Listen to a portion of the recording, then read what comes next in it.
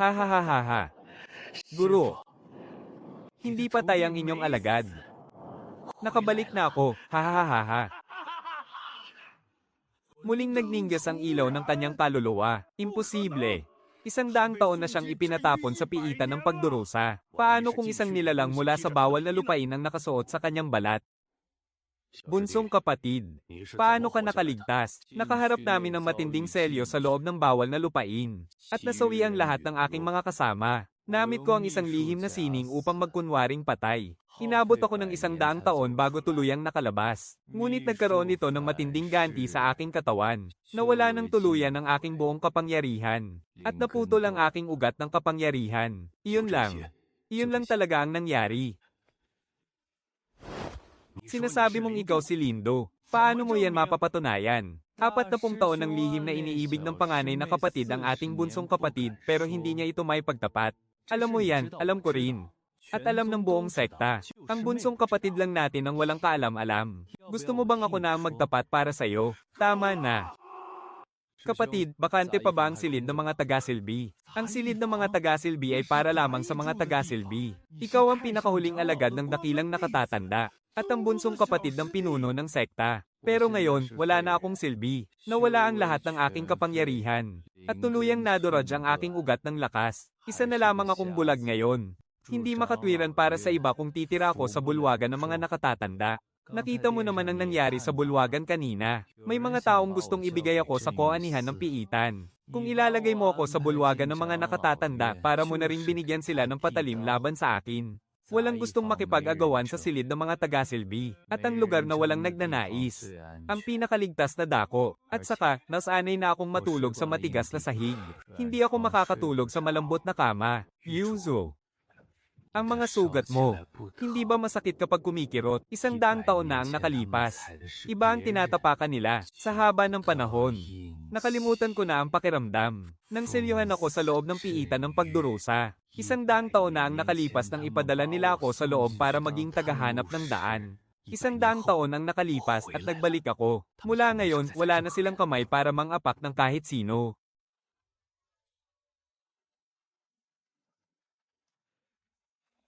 Bagong saltang bulag na maingay. Kung hindi ka makakapagtrabaho, magbayad ka ng pansamantalang multa. 10 barya bawat buwan. Kung hindi mo yan mabayaran, ang mga buto mo ang ipapalit ko.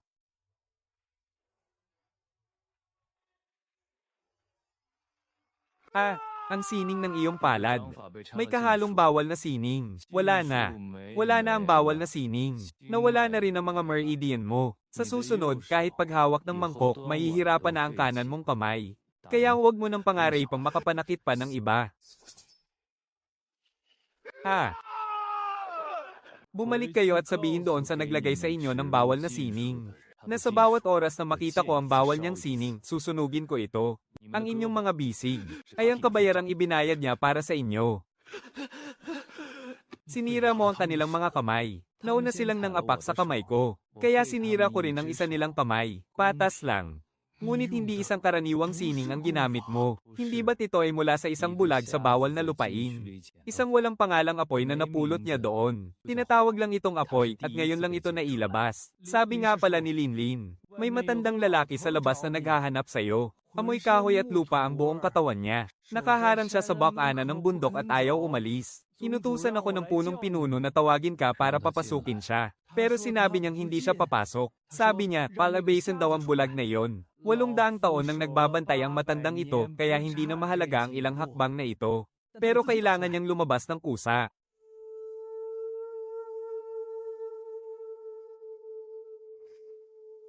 Nakalabas na ako.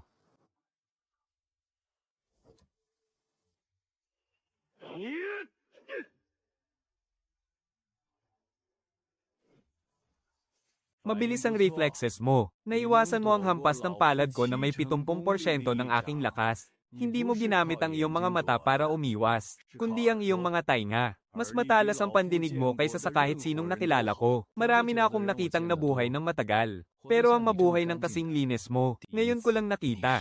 May amoy ka ng nagbabagang apoy sa iyong katawan. 800 taon nang nagbabantay ng libingan ang matandang ito. Ang huling pagkakataon na naamoy ko ito, ay mula sa taong nakahimlay sa libingang binabantayan ko. Bago siya pumanaw, ako, si Jiang Baimei, ay nagbantay sa libingan sa labas ng ipinagbabawal na lupain ng Genyo sa loob ng 800 taon. Ang nakalibing doon ay ang simbolikong libingan lamang ng naunang tagabantay ng Genyo. Bago siya pumanaw, nakiusap siya sa isang tao na iukit ang isang pangungusap sa likod ng laryo ng kanyang libingan. Upang gawan ko ito ng kopya, at naghihintay sa susunod na tagabantay ng Genyo na magtatak ng pang 803 kopya para sa iyo. Ang unang 802 kopya ay puro burra na at hindi na mabasa.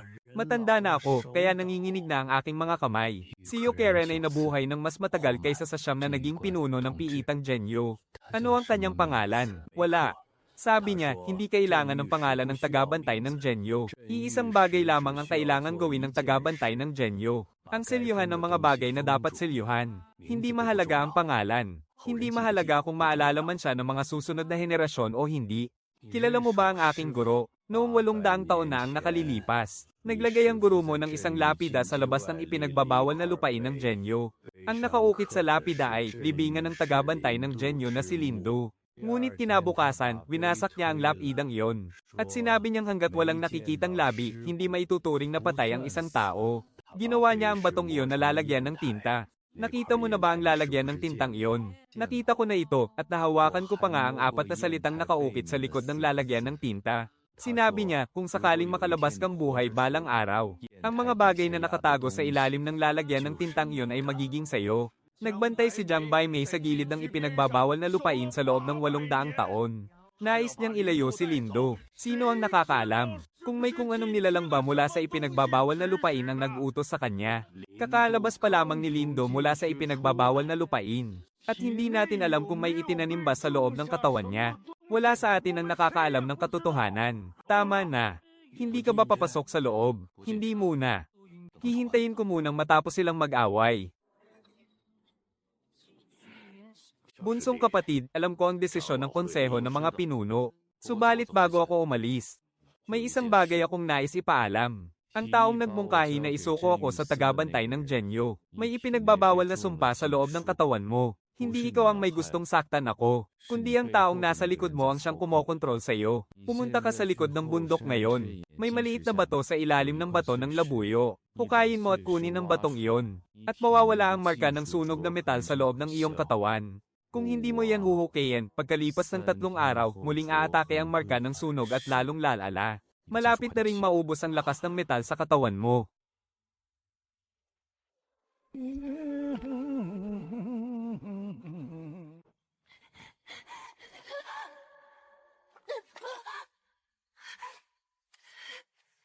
Bunsong tiyo. Ang unang leksyon na itinuro sa akin ni Guro, 100 taon na ang nakalilipas, ay ikaw ang sumulat at kumopya niyon para sa kanya. Jiang Yi, may isinulat kang isang linya ng mga salita doon. 100 taon ko iyong pinagmasdan. Kung saan ka pupunta, doon din ako. Manatili ka rito, Jiang Yi. Kailangan mo pa akong tulungang pumili at magbunot para sa mga bagong alagad. Hintayin mo ang pagbabalik ko para suriin yan.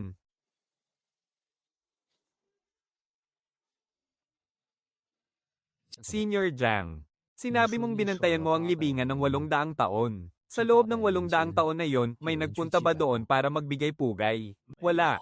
Ikaw ang kauna-unahang tao na nagtanong tungkol dyan. Kung ganoon, hindi lang ako naparito para magtanong. Naparito ako para sabihin sa'yo na hindi mo na kailangang bantayan ang libingan. Ang tagapagbantay ng libingan ay dapat nang umuwi.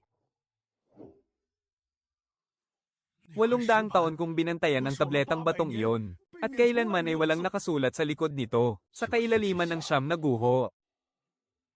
Senior Jiang, sinabi mong kinopya mo ang mga sulat sa mga blokeng kahoy ng 803 beses. Nababasa at naiintindihan mo ba ang lahat ng nakasulat sa mga blokeng kahoy na iyon? Oo, nababasa ko. Ang bawat salita ay nakaukit ng pabaligtad, dahil ang taong nag-ukit yun ay nakadapa sa ibabaw ng mga blok habang nag-uukit. Malapit na siyang mamatay noon. Wala na siyang lakas sa kanyang mga kamay, kaya pabaligtad na lamang niya itong naukit. Ang unang tagapagtatag. Ang bulag na sinaunang tao mula 60,000 taon na ang nakalipas, ay nag-ukit din ng mga salita sa tabletang bato. Nagpatong ang kanyang mga isinulat at ang mga nakasulat sa blokeng kahoy. Kapag tuluyan ng lumitaw ang mga salita mula sa blokeng kahoy, saka pa lamang magsisimulang lumitaw ang mga salita sa ilalim na bahagi. Hindi pa tuluyang lumilitaw ang mga inukit ng unang tagapagtatag. Hindi sapat ang init ng tabletang bato. Kailangan ito ng mas matinding nagbabagang apoy. Sa kailaliman ng siyam na guho, may naghihintay sa iyo. Kanina, umikot ka muna ng 3 beses sa labas ng sirang templo bago ka pumasok. Ang bawat hakbang mo ay may eksaktong parehong distansya. Hindi dahil sa paraan ng paglakad mo, kundi dahil sa pagbabantay mo sa libingan. 800 taon kang naglalakad araw-araw sa iisang daan mula sa pintuang kahoy hanggang sa puntod. 800 taon mong nilakad ang iisang daan na iyon. Hindi naman mahaba ang daan, pero bawat hakbang mo ay tumatapat sa mga bakas ng paa mo noong nakaraang araw. Naririnig mo maging ang mga tuhod ng matandang ito. May lumang sugat ang kaliwa mong tuhod. Sa bawat hakbang, nagkikiskisan muna ang mga cartilago bago bumalik sa dati. Hindi kayang itago ng hangin ang tunog ng iyong cartilago. Ang iyong tuhod, ang may pinakatamang tiyempo sa lahat ng narinig ko. Hindi dahil sa hindi ito masakit, kundi dahil wala kang pakialam sa sakit. 800 taon mo itong binantayan. Kaya ang sakit ay naging bahagi na ng tunog ng iyong mga hakbang. 800 taon nang nagbabantay ng libingan ng matandang ito. At ikaw ang kauna-unahang taong nakarinig maging sa aking mga tuhod. Uminom ka muna. Hindi ito malamig. Walang yelo ngayong gabi. Mainit ang tsaa.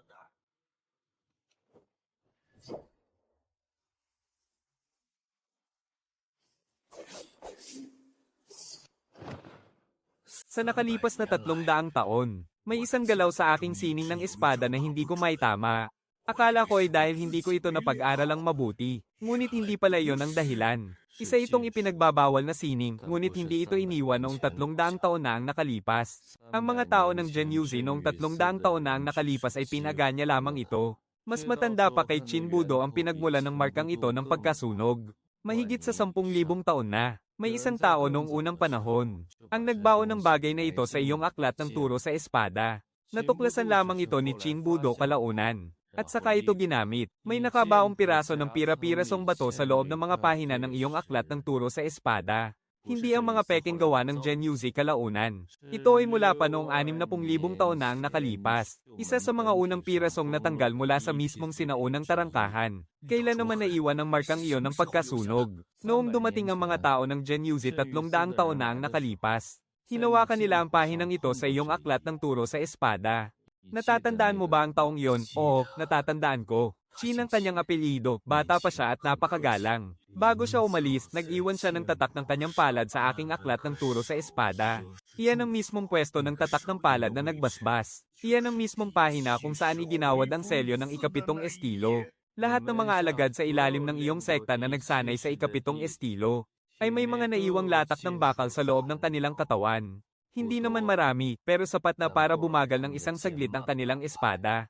Hindi sa hindi sila magaling magsanay, kundi dahil nadumihan ng sayaw ng iyong espada. Masusunog pa ba ito ng tuluyan para malinis? Oo, pero kailangang sunugin ang bawat isa sa kanila ng magkakahiwalay. Ang sining ng espada ay parang binhi na nag-ugat na sa kanilang mga ugat ng enerhiya. Isa-isa nating susunugin ang mga binhing 300 taon nang naroon. Ngayon na ang tamang oras para bunutin ito.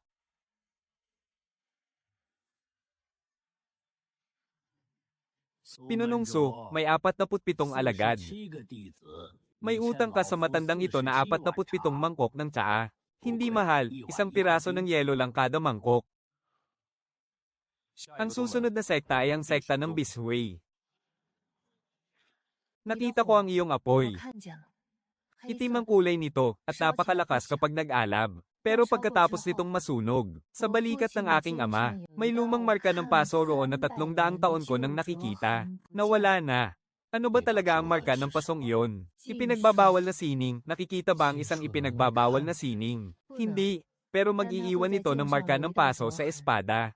Ang marka sa espada ng iyong ama ay 300 taon nang nakasulat sa manual ng espada. Mula pagkabata ay tinitingnan mo na ang markang iyon. At hindi mo man lang ba naisip na may mali roon? Akala ko kasi noong una, na natural na disenyo lang talaga iyon sa manual ng espada. Kung ganoon, bakit mo pa ako tinatanong? Dahil pagkatapos mong sunugin iyon, nawala ang disenyong iyon. 20 taon ko iyong tinitigan pero wala akong nakitang mali. Pero ikaw na isang bulag, gamit lang ang iyong apoy, ay nailabas mo ang katotohanan.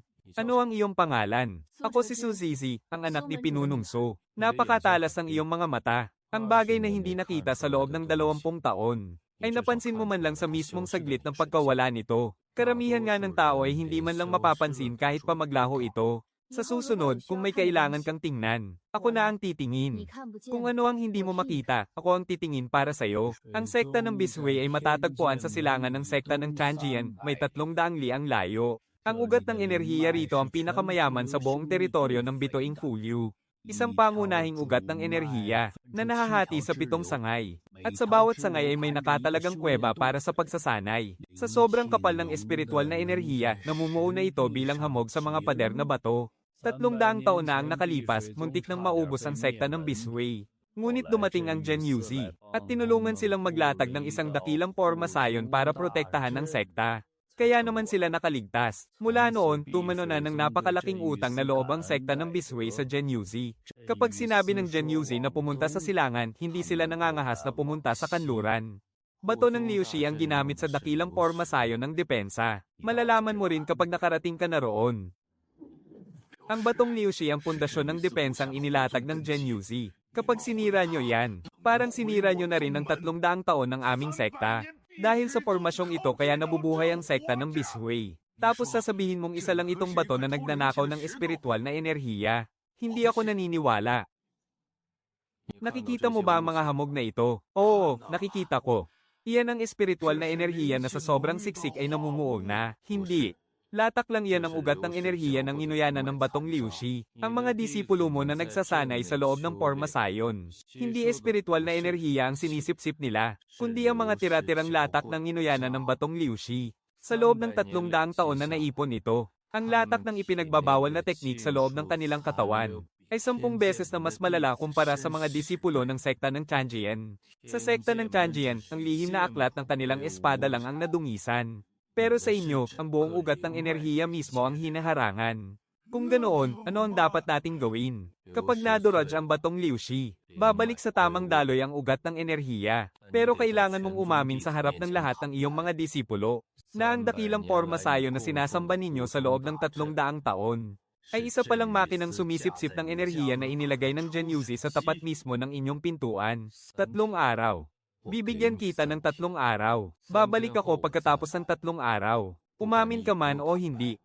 Dudurugin ko pa rin ang batong Liushi. Kapag umamin ka, ang pagdurog sa batong Liushi ay magiging kalayaan. Pero kapag hindi ka umamin, ang pagdurog sa bato ay ituturing na isang pag-aaklas. Mamili ka.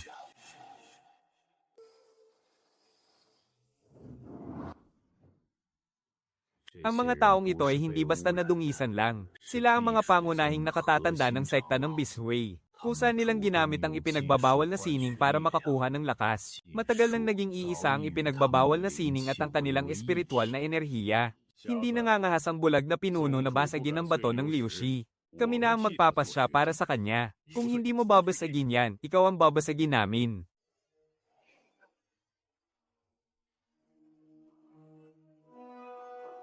Ah. Ah. Sinira mo ang 30% ng aking kultibasyon. Ang ipinagbabawal na sining na ipinasok mo sa iyong katawan ang umubos sa 30% ng iyong kultibasyon. Ganyan lang talaga kababa ang tunay mong lakas. Noong ibigay sa amin ng Gen Yuzi ang ipinagbabawal na sining noon, hindi nila sinabing magkakagito ito. At kung sinabi ba nila, gagamitin nyo pa rin ba?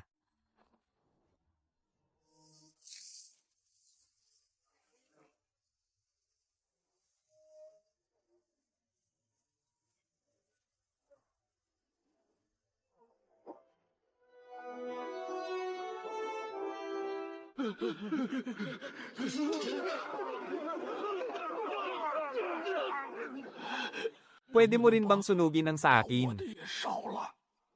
Sige. Iabot mo ang kamay mo.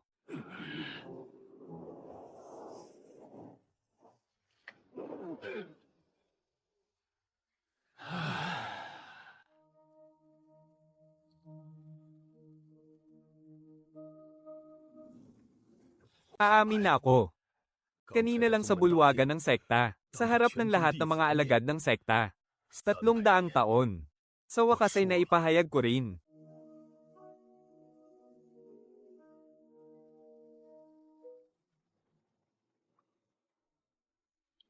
Malamig. Kasing lamig ng kaang tinimpla para sa akin ni Senior Zhang. Ito ang sunod-sunod na reaksyon ng pagkabasag ng bato ng Liushi. Ang lokasyon ng ikalawang bato ng Liushi ay inilipat na ng Genyuzi. Wala na ito sa sekta ng Bishui. Ang susunod ay nasa lambak ng Kengyeon. Naghihintay sila sa atin.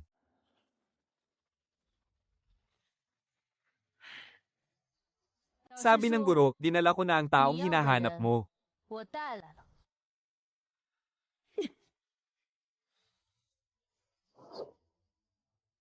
Kaya ko siyang habulin. Pero hindi kaya sumabay ng pandama mo. Dahil naglatag sila ng ganitong bitag. Hindi lang mga hamak na sundalo ang ipapadala nila para subukan tayo. Ang tunay na nakamamatay na bitag ay nasa huli pa. Kasapi ka pala ng Genyuzi. Noon yun, ngayon ay tumatanggap na lang ako ng sarili kong mga misyon. May nagbayad sa akin para subukan ang lakas ng iyong apoy. Para makita kung gaano kalayo ang kayang sunugin ng isang bulag. Ngayong tapos ka nang subukan ako, 12 hampas ng palad. Mas mabilis ang kilos mo kaysa sa pagpuntirya ko. Pwede ka nang umalis. Sinong nagsabing aalis ako?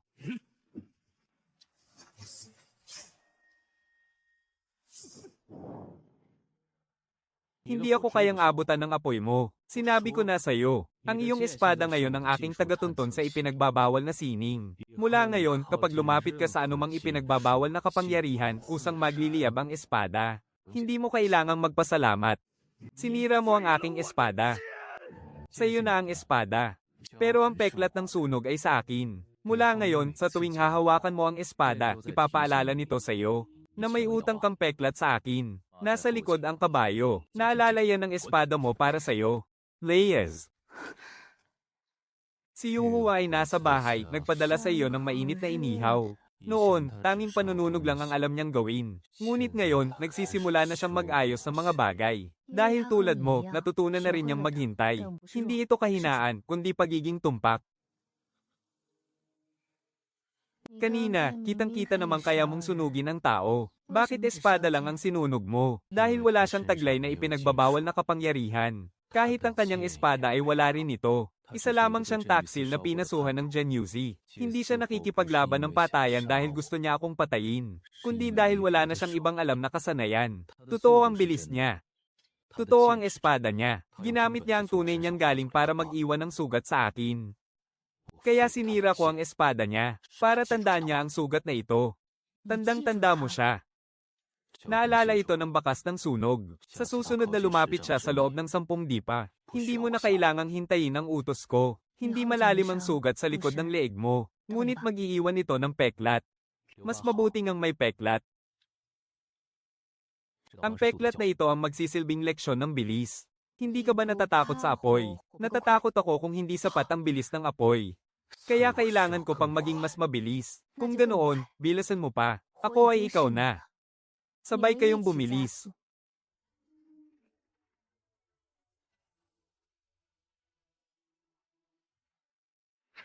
Ikaw nga ang bulag na gumagamit ng ipinagbabawal na sining. Ako nga. Ang espiritual na ugat ng sektang Bishui. Nabasagan mo ng isang lumulutang na bato. Dahil binaligtad mo ang espiritual na ugat na pilitang lumuhad ang pinuno sa harap ng buong sekta. Pinasuan mo sa palso ang 47 alagad ng sekta ng Chanjian. Papunta ka na ngayon sa lambak ng Kengyeon. Inutusan ako ng aming pinuno ng lambak na magtanong sa iyo. Sinusunog ng apoy mo ang lahat, totoo man o ilusyon. Paano kung umabot yan sa teritoryo namin? Ha? May hangganan ba ang iyong teknika? Kung hindi mo alam, ako, alam ko. Gusto mo bang tulungan kitang alamin? Kung ayaw mo, aalis na kami. Sandali lang. Kung pinapanta ka rito ng inyong pinuno para magtanong, ibig sabihin ay natatakot siya. At tama lang na matakot siya. Bago ako makarating dyan, kusa ninyo ng dukutin ang ipinagbabawal na sining na itinanim sa inyo ng Genyuzi. Hindi masakit kung kayo mismo ang dudukat niyan. Pero kapag ako ang gumawa niyan, mapapaso kayo. Ha ha ha.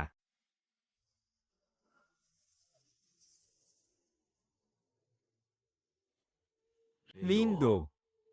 Ano bang ginagawa mo? Natatakot ka bang hindi ito maging mabilis? Ngayong araw, nasugatan ang likod ng leeg mo. Kung bibilisan mo pa sa susunod, hindi ka na masusugatan. Ilan ang kaya mong asintahin ng sabay-sabay gamit ang apoy mo ngayon? 15. Kanilang umaga, 10 lang ang kaya mo. 15 ngayong hapon. Bukas kaya, 30 na. Depende. Kung may magtatangkang sumubok bukas, baka umabot ng 20. Pero kung walang susubok, 15 pa rin. Kailangan ng totoong laban para humusay. Ha ha ha. Para mo namang iniimbitahan ng iba na patayin ka sa mga sinasabi mo. Hindi ko na kailangang mang-imbita. Dahil may nagtangka na rito. Narito pa nga ang sugat sa likod ng leeg ko.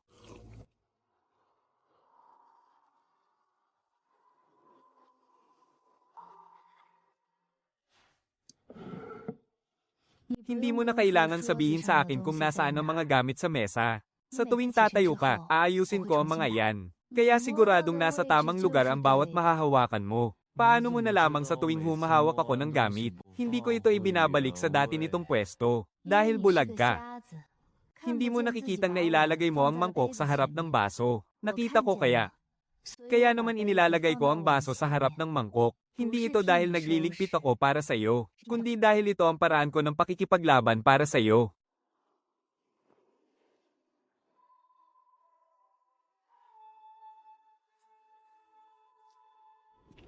Nakatayo siya sa dulo ng teritoryo ng iyong apoy, hindi umaabante at hindi umaatres. Naghihintay lang siyang mapansin mo na wala siyang masamang intensyon. Isa itong pagsubok upang sukatin ang lawak ng kapangyarihan ng iyong apoy, kaya hinayaan mo na siyang maghintay.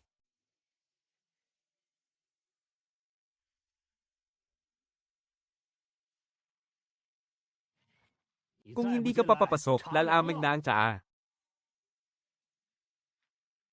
May natitirang bakas ng ipinagbabawal na dako sa loob ng katawan ng taong iyon.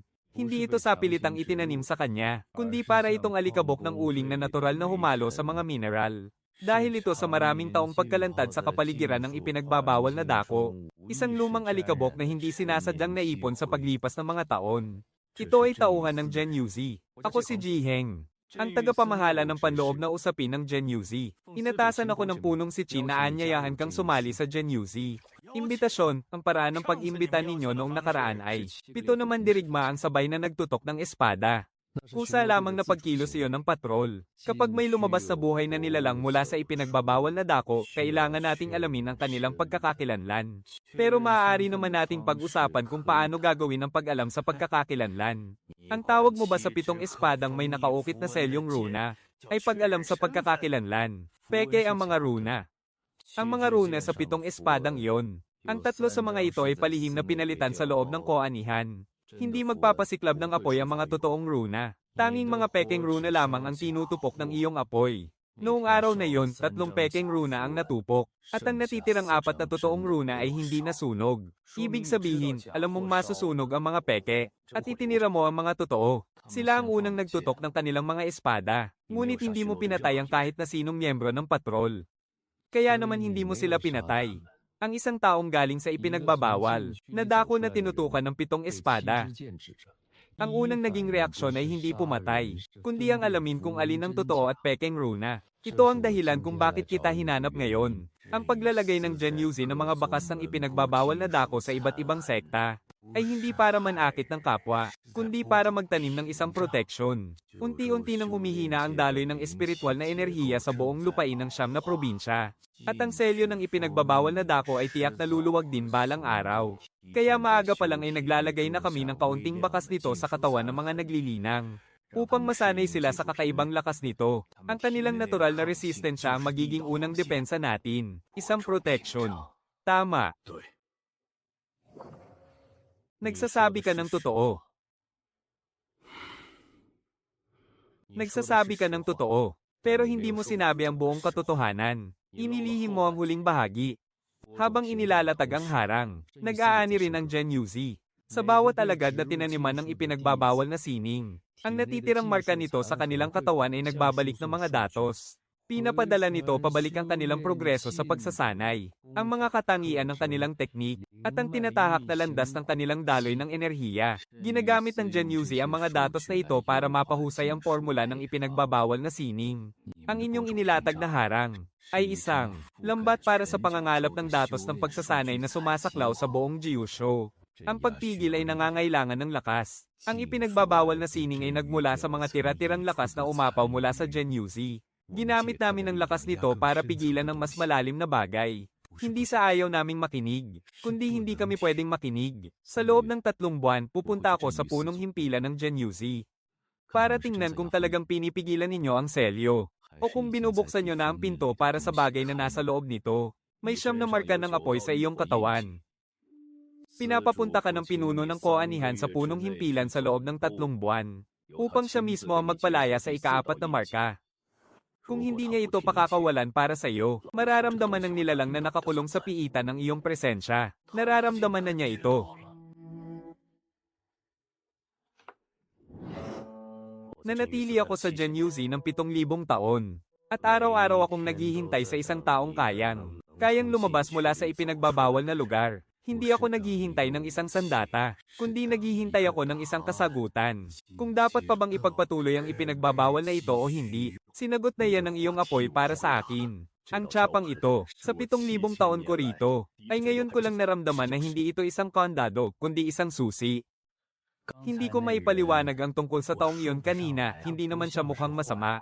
Para siyang may inapakan na, isang napakalaking gulo na hindi niya matakasan. Mabuting tao siya. Ikaw ang nagpapasya niyan. Nagliwanag ang marka ng apoy, nagsasabi siya ng totoo. Hindi niya sinabi ang lahat pero ang bawat salitang binitawan niya ay hindi kasinungalingan. Kaya naman, ang hatol ng matandang ito ay, kaysa asikasuhin ko ang apoy mo, mas mabuti pang tsaa mo na lang ang unahin ko. Malamig pa rin naman ang tsaa. Kaya naman, ang bahaging hindi niya natapos sabihin ang siyang pinakamahalaga. Pabaligtad na pag-ikot ng katawan. At kapag ibinalik ang talam sa kaliwa, may napakanipis na pabalik na guhit.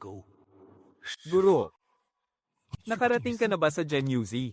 Ano ang binura roon? Kaya naiwan ang batong bantayog na ito. Tunay na kahanga-hanga ang sining ng espada ng guro mo. Ngunit hindi mga titik ang binura niya, kundi isang marka ng ipinagbabawal na sining. Tingnan mo ang mga dugtungan ng kadena. Ang bahaging nabura. Doon sa dugtungan, orihinal na nakaukit ang simbolo ng pagsubaybay ng Liping Chin. Nang burahin ng guro mo ang simbolo, naputol ang kadena. Nariyan pa ang batong bantayog, ngunit wala na ang kondado. Hindi siya pumunta sa Genyuzi para bumisita. Pumunta siya roon para sirain ang kondado. Tama, sinira niya ang isang bahagi ng kadena. At pagkatapos ay pinatay siya.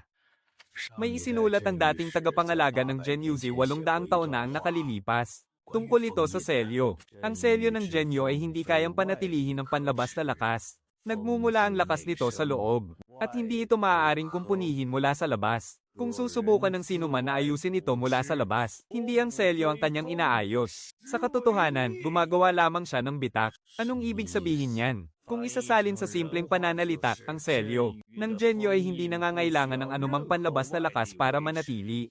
Ito ay para sa isang direksyon lamang. Hindi ito mabubuksan mula sa loob. At hindi kailangang ayusin mula sa labas. Kung sa tingin mo ay lumuwag ang selyo, at kailangan itong ayusin mula sa labas, ibig sabihin nito, hindi mo inaayos ang selyo, kundi binubuksan mo ito. Ang inaayos mo lang ay ang sarili mong gawang bitak.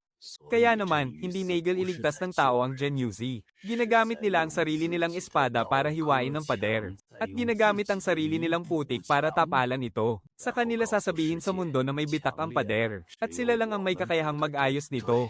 Tama, hindi kailangan ng selyo ang lakas ng kahit na sino para manatili ito.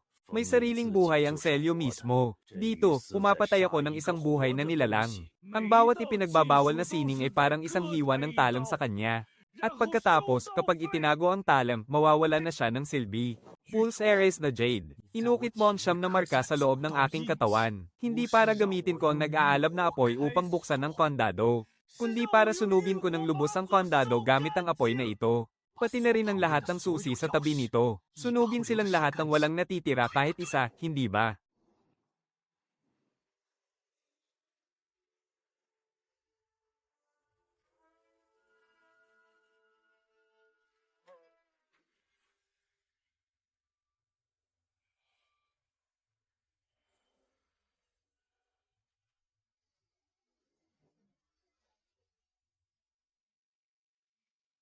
May isang kondado sa insignia sa iyong baywang, na walang sino mang nagsunog sa loob ng 7,000 taon, dahil walang nakakakita nito. Ngayon, wala na ang kandado. Ang 30 alagad na naiwan para magbantay sa pintuan ng Tianjin ay tuluyan ng natupok. Bawat isa ay may puting guhit sa kanilang palso. Ito ang regalo bilang pasasalamat na ipinasasabi ng aking ama sa pamamagitan ko. Hindi ito ibinibenta ng tingi, hindi rin ito simpleng merienda, kundi tiyan na siya mismo ang nag-ihaw. Ang mga kamay ng iyong ama, gumaling na ba ang puzzle niya nung huling pagkakataon? Gumaling na, at ipinasasabi niya sa iyo na mas maganda pa ang pilat na iyon kaysa sa mga kalyo na nakuha niya sa paghawak sa hawakan ng espada.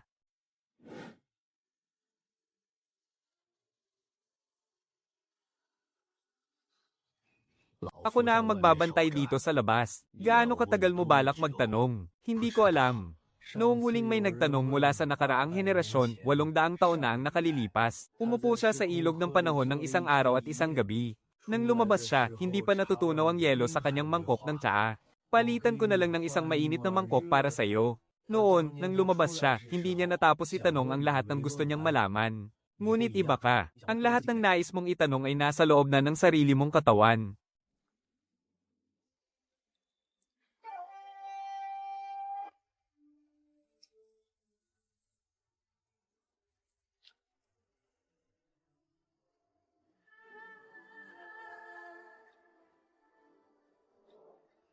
Dumating ka na, nandito na rin ako.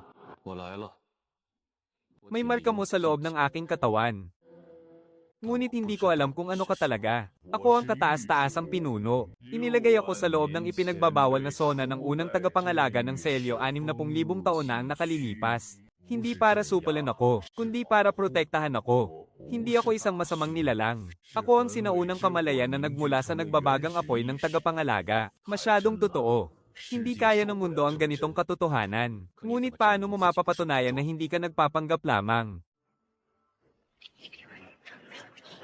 Ibibigay ko sa iyo ang huling tapat na salita ko. Nakaselyo sa loob ng ikasyam na tatak. Kapag nabuksan mo ang ikasyam, makikita mo na siya ng buo. Hindi lang bilang isang alaala, kundi ang bahagi niyang nanatiling buhay. Ang bahaging isinalba upang mabuhay. Naghihintay sa iyo, hindi unos ng hangin at ulan ng pakay mo. Nais mong ilabas ko ang naunang henerasyon mula sa apoy. Tama. Pero bakit? Dahil bago siya pumanaw, nangako ako sa kanya. Naiingatan ko ito para sa kanya ng 800 taon. Lumipas na ang 800 taon at narito ka na. Oras na para ibalik ito. Masakit ba nung pumanaw siya? Masakit. 4 na talam ng bakal at mga piraso ng pana ang sabay na lumusat sa kanya. Ginamit niya ang huling lakas niya para selyuhan ang sinaunang tarangkahan. At dahan-daang napaupo habang nakasandal doon. Ang huling bagay na hinawakan niya ay hindi espada, hindi rin ang selyo, kundi ang tansong kampanilya, na tila nagpapaalam sa kanya.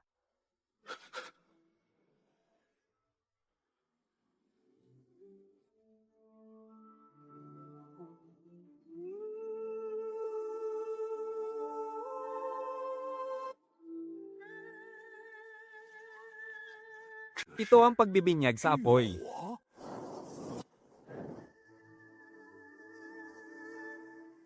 Mas masakit pa kaysa sa dinanas ng naunang henerasyon. Ang mga hindi nakakakita ay walang alam sa tunay na sakit. Hindi ka ba natatakot? Ano naman ang dapat kong katakutin? Ang mga kinatatakutan ko ay nasa labas ng ipinagbabawal na lupain. Takot akong mabaygo na protektahan ng mga tao. Takot akong hindi matupok ng tuluyan ng bawal na sining. Takot akong hindi ko tuluyang masilyuhan ang sinaunang tarangkahan. Takot akong hindi maging sapat ang bilis ng apoy. Takot akong maging mabagal ang pag-asinta. Takot akong masayang lang ang dugong anak mula sa mga sugat sa aking likod ngayong araw. At tungkol naman sa iyo, ikaw ang tatak sa loob ng aking katawan. Bahagi ka ng aking pagkatao. Bakit naman ako matatakot sa iyo? Ang ika-4 na tatak ay wala sa loob ng katawan mo. Nasa lugar ito kung saan pinaslang ang iyong guro, nang pumanaw siya. Ibinaon niya sa lupa ang kanyang huling katotohanan ng tupukin ito ng apoy. Kayang ilabas ng aking apoy ang katotohanan iyon. Humayo ka. Pumunta ka roon. Lalong maglalablab ang apoy. At lalong magiging tiyak ang patutunguhan nito. Ang susunod na tatak ay wala sa loob ng iyong katawan, kundi nasa ilalim ng lupa. Ibig mo bang sabihin, nanood sa lupa ang dugo ng aking guro, kaya itong ilabas ng apoy, upang ilabas ang huli niyang totoong sinabi, na nakakulong sa ilalim ng mga bakas ng sunog mula sa ganti ng ipinagbabawal na sining. Kapag natupok ng apoy ang mga bakas na iyon, lilito ang mga titik. Sa oras na mabasa mo ang linyang iyon, kusa nang mabubuksan ng ikaapat na tatak. Bago ako umalis, may isa pa akong gustong itanong. Sige, magtanong ka. Nanatili ka ng mag-isa sa ipinagbabawal na lupaing ito ng 60,000 taon. Hindi ka ba nalungkot? 60,000 taon na walang sino mang nakausap. Hindi ko na masyadong alam kung paano magsalita ang mga tao ngayon. Kapag wala ka rito,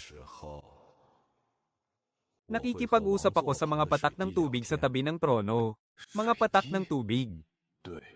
Mas tahimik ang mga patak ng tubig kaysa sa mundo. Kaya nilang manatiling tahimik ng 60,000 taon. Pero hindi ka naman nila sasagutin, di ba? Ngunit palagi naman silang nandoon. Araw-araw sa loob ng 60,000 taon, hindi sila umalis. Sa 60,000 taon na iyon, bukod sa naunang henerasyon, walang sino mang kusang kumausap sa akin. Masyadong madaldal ang bulag sa henerasyon mo. Pero simula ngayon, may makakausap ka na. Hindi mo na kailangan ng mga patak ng tubig. Kung darating ang araw na tuluyan mong maisara ang puso ng Porma Sion, hindi na rin ako mananatili rito. Mamatay ang iyong apoy. At maglalaho ako sa labas. At paano naman bago ang 3 nakaraang buhay?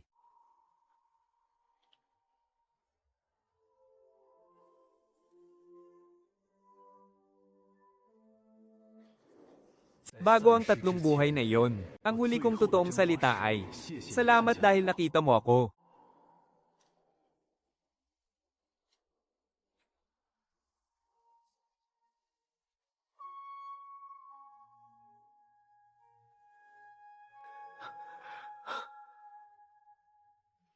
Nang nadarang sa apoy ang mga nalabing bakas sa lupang ito, ang dugo ni Guro. Hindi isang aksidente ang pagganti ng ipinagbabawal na sining kay Guro. Ang takbo ng kanyang panloob na lakas at ang ipinagbabawal na sining ay nagkabanggaan. Sa puso mismo naganap ang banggaan. Paano mo nalaman? Dahil sa mga bagong salitang lumitaw sa likod ng plakang bato, hindi lang ito basta kahon ng 9 na kawalan. Hipuin mo. Ang ganti ng ipinagbabawal na sining ay hindi bunga ng kalikasan kundi gawa ng tao. Ang dako ng banggaan ay sa puso. Ang ikatlong. Shinbudo.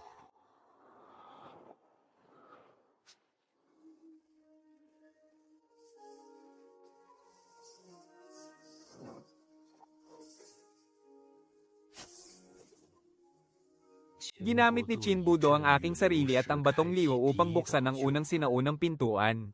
Pamilyang Liu, serye bilang 0001. Oras ng pagbubukas, taon ng Chanqi, 427. Ang nagbukas, si Shen Yusi. Ang nagtago, isang lumang kaaway. Nalaman ng iyong guro ang katotohanan tungkol sa pamilyang Liu. Si Shinbudo ang nagbunyag ng lihim. 100 taon na ang nakalilipas, personal siyang pumunta sa sekta ng Qingdian upang imungkahi na ipatapon ka sa ipinagbabawal na lugar. Bilang tagahawa ng landas, ikaw ang susi.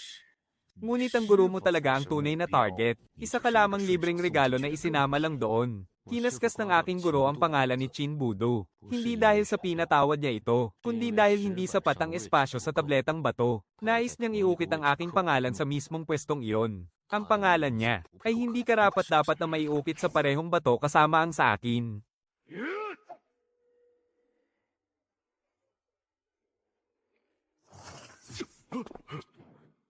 70% ng mga ugat sa iyong kanang kamay ay napalitan na ng ipinagbabawal na kapangyarihan. Habang tinutupok ng itim na apoy ang lahat, ang puting apoy naman ay susunod sa iyong mga lumang sugat. Sa iyong kanang kamay, ay may tatak ng sining ng espada na inukit ni Shen Yusi. Isang lumang sugat iyon. Kapag sabay na nag-apoy ang dalawang apoy na iyan, maging abo ang kamay mo sa loob lamang ng 3 hininga. Matutupok ng tuluyan ang iyong sining sa espada. Babagsak ang iyong kapangyarihan at mawawasak ang bahaging ikaw mismo ang nagsanay. Mawawala ng silbi ang iyong kanang braso. At kapag natupok ng puting apoy ang iyong lumang sugat, hinding-hindi na ito mabubura kailanman. Ang tatak na inukit sa iyo ng nakatatanda ng pamilyang Qin, ako na ang sumunog para sa iyo. Simula ngayon, wala ka ng utang na loob kay Shen Yusi. Sa aking guro ka may utang na loob. Ngunit hinding-hindi mo na iyon mababayaran pa. Umalis ka na at sabihin mo kay Shinbudo na ang pampalubag loob na ipinatapon niya sa ipinagbabawal na lugar noon ay nagbalik na. Pumunta rito ang iyong guro bago siya pumanaw. Inukit niya ang pangalan mo sa batong ito. Natatakot siyang baka mamatay ka sa loob ng ipinagbabawal na lugar, nang walang nakakaalam kung ano ang pangalan mo. Kapag ang ganti ng ipinagbabawal na sining ay lumaganap na mula sa puso patungo sa mga bisig at binti, gagamitin niya ang huling. Kapag ang ganti ng ipinagbabawal na sining ay lumaganap na mula sa puso patungo sa mga bisig at binti, gagamitin niya ang huling. Kanang kamay na kaya pang gumalaw upang takpan ang iyong pangalan. Kahit sunog na ang palad, narito pa rin ang mga nakaukit na salita.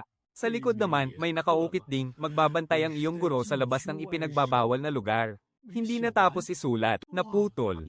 Noong tamaan ng iyong guro ng backlash ng ipinagbabawal na sining, masyadong mabigat ang pagkakahawak niya sa patalim.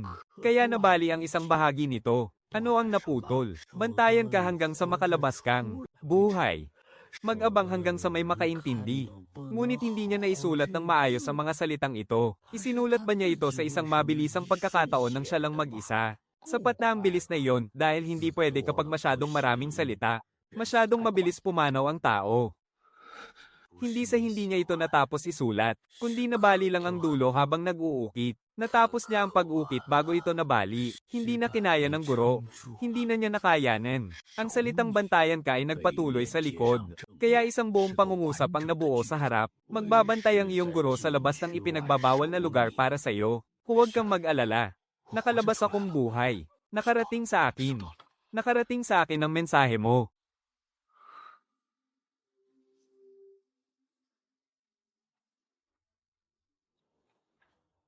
Tayo na. Ang susunod na flowing stone ay ang Bishri Pedestal. Hanapin mo si Chin Budo. Pupunta ka ba roon para sunugin siya o para pakinggan ang kanyang sasabihin? Kung nagtatago man siya sa loob ng aparador, hindi ko susunugin ang aparador na iyon. Hihintayin ko siyang lumabas, gaya ng paghihintay sa kanya ni Guro. Lumitaw na ang mga inukit na salita ni Guro dahil sa apoy. May utang na harap-harapang sagot si Chin Budo sa kanya.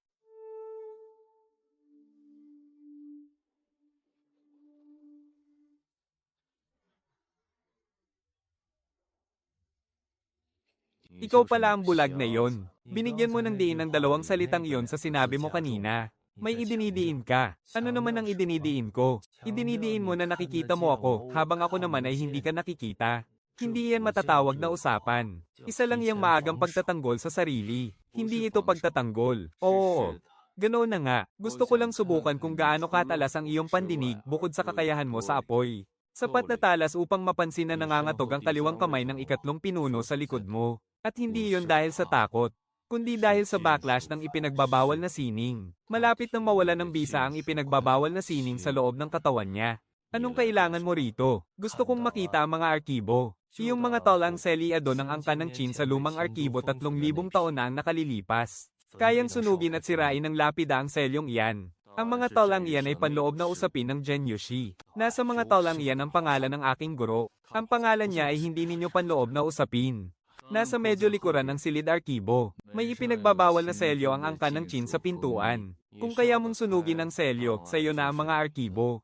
Kung hindi mo kaya, umalis ka na. Hindi kita pipigilan. Hinahayaan mo akong sunugin ang selyo ng angka ng Qin. Sa angka ng Qin ang selyong iyan. Ang mga tala ay pagmamayari ng Gen Yuzi.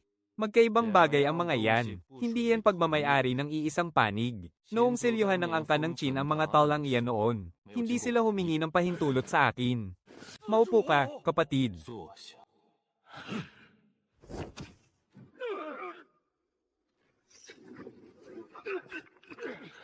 Sabi ko, maupo ka.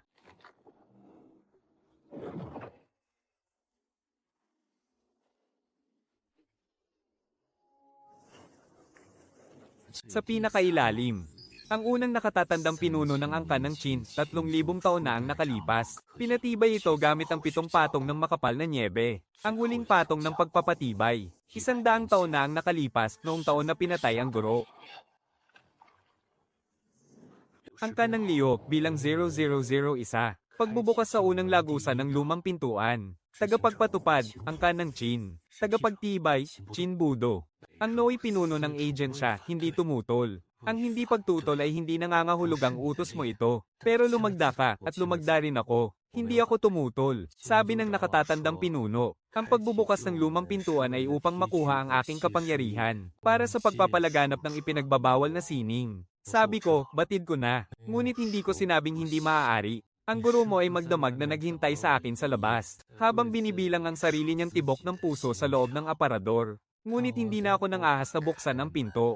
Hindi dahil natatakot akong patayin niya ako, kundi dahil natatakot ako na tanungin niya ako kung bakit. Wala akong maisasagot sa kanya. Matapos mabuksan ang unang lagusan ng lumang pintuan, ang ipinagbabawal na kapangyarihan ay parang candy.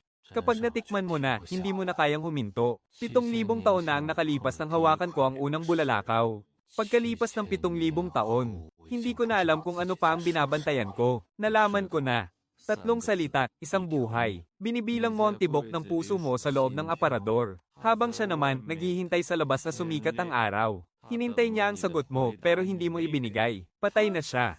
At ngayon, ako ang nandito para kuhanin to para sa kanya. Ang sagot ba na yan ay para sa akin? O para sa sarili mo? Sa loob ng 3,000 taon, ngayon ka lang nagsabi ng totoo.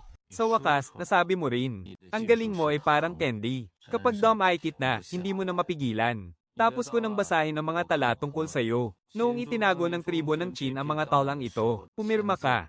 Pumirma ka hindi dahil sa masang-ayon ka, kundi dahil naniwala kang kapag itinago mo to, may tatago mo rin ang katotohanan.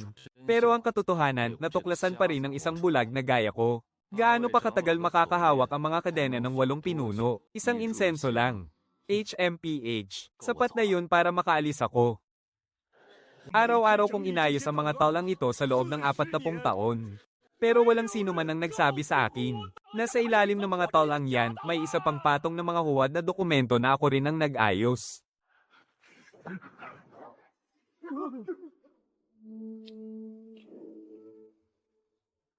Hakbang na.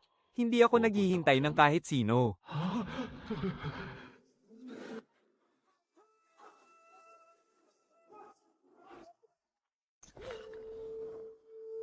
Nahanap ko na. Sayang naman. Ano tong amoy na to sa loob? Bakal. Puro bakal, hindi mo ba naamoy? Pero ang talampakan ko parang maluluto na sa sobrang init. Mas mabuti nga kung maluto yan. Kapag nasunog yan, ibig sabihin hindi na sayang ang pagpasok mo roon. Mukhang marami-rami ang sinunog mo ngayon. Hindi ko alam kung siya ba ang may gawa pero pumirma pa rin siya. Ang 3 salitang walang pagtutol. Sinunog mo ba siya? Tinulungan niya akong harangan ng 8 pinuno. Hinarangan ba niya ang mga pinuno dahil gusto kanyang tulungan? O dahil ayaw lang niyang magpakontrol sa tribo ng Qin? Pareho. Pero ang mas mahalaga, pinayagan niya akong basahin ang mga tala. Pwede naman niya akong pigilan. Pero hinayaan niya pa rin akong makita to. Ibig sabihin, naghahanap siya ng madadaanan para makabawi. Ang pirma na ginawa niya 3,000 taon na ang nakalipas. Pinagsisihan niya yun sa loob ng 3,000 taon. Pero dahil nakapirma na siya, hindi na yon mababago. Kaya naman, gusto niyang hiramin ang aking apoy. Tunawin sa apoy ang selyo ng ating lipi. Sinunog mo yon para sa kanya, pero hindi para sa kanya mismong sarili, kundi para sa talaan ng kanyang bangkay. Ang katotohanang nakatago sa mga talaang iyon ay hindi dapat manatiling nakaselyo habang sumusulong tayo. Ginamit ng unang tagapagtanggol ang kanyang mga kuko upang iukit ang batong bantayog na ito. Mas matigas ang kanyang mga kuko kaysa kay Guro. Isang linya pa lamang ang nauukit ni Guro nang mabali ang kanyang kuko. Ngunit ang unang tagapagtanggol, buong batong bantayog ang naiukit niya. Paano mo nalaman? Dahil sa ilalim ng mga bakas ng pagkakakuskos, may mga nakasulat pang salita. Hindi yun pangalan ng nakaraang henerasyon. Binura ito ng mas sinaunang Liping Qin. Hindi lang yun pangalan ng iisang tao, kundi ng 2 tao. Ang pangalan ng nakaraang henerasyon ay nakapatong sa ibabaw ng pangalan ng unang tagapagtanggol. Kinalos ng Liping Qin ang ibabaw na bahagi, sa pag-aakalang nabura na nila ito ng tuluyan. Ngunit hindi nila napansin na may isa pang patong sa ilalim. Ang patong na nagmula pa sa 60,000 taon na ang nakalilipas. Ang pangkat na tinangka nilang burahin ay tinawag ang kanilang sarili na alyansa ng abo. Ang mga taong tinupok ng apoy ay nagkaisang bumuo ng alyansa. Bunsong Tiyong Guro. Ipinapadala po sa inyo ni Tiyong Guro Donghan ang insensong zizay. Sinasabi noon ni Guro na ang bato ng tinta ay hindi ginagamit para lamang sa pugiling, kundi para ay pandagan sa papel. Kapag nadaganan ng papel, hindi matatanggi ng hangin ang mga nakasulat na salita.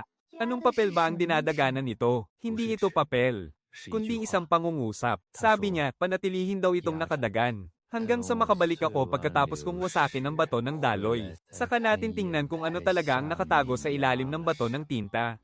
Ang bato ng daloy ang pinakapundasyon ng proteksyon ng koanihan ng Genyo. Naka-embed ito sa pinakapuso at nakakonekta sa ating mga butot kalamnan.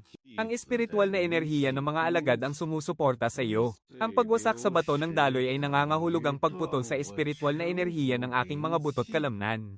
Gusto mo bang itaya ang buhay ng daan-daang alagad para lamang sa isang pirasong bato? Hindi ito palitan, kundi paghalili. Gagamitin ko ang apoy ng muling pagsilang upang muling pagnasay ng puso ng hurno. Hindi nito ikokonekta ang mga butot kalamnan, kundi ang mga espiritual na ugat lamang. Hindi bababa ang init ng iyong hurno, ngunit ang bato ng daloy. Kailangang mawasak. Paano kung mabaygo ka? Kung mabaygo, mamamatay ang apoy ng hurno. Naputol ang supply ng espiritual na enerhiya sa buong lambak. Pero naisip mo ba kung na ang Liushi ay nakabaon sa puso ng pugon sa loob ng 300 taon? Patuloy niyang ninanakaw ang espiritual na enerhiya ng ugat ng kapangyarihan. Hindi para sa mga disipulo, kundi para sipsipin ito palayo. Iniisip mo ba na ang init ng pugon ay galing kay Liushi? Ang ibinigay ni Liushi ay ipinagbabawal na sining, na dumurungis sa tunay na init. Ang totoo, ang sarili mong ugat ng kapangyarihan ay pinigilan ni Liushi ng 300 taon. Ang ugat ng iyong kapangyarihan ay patuloy na nag-aapoy ng walang saysay sa pinakailalim. Kapag nadurog na ang Liushi at bumalik na ang ugat ng kapangyarihan sa dati nitong pwesto, mas lalong tataas ang temperatura ng pugon kaysa ngayon. Totoo ba ang sinasabi mo? Hayaan mo akong magpaninggas nito sa loob ng 3 araw. Pagkatapos ng 3 araw, kung bumaba kahit 1 degree ang temperatura ng pugon, papalitan ko ito ng isa pang ugat ng kapangyarihan. Hahaha, isang baldado na tulad mo, ano namang ipambabayad mo? Gagamitin ko ang apoy.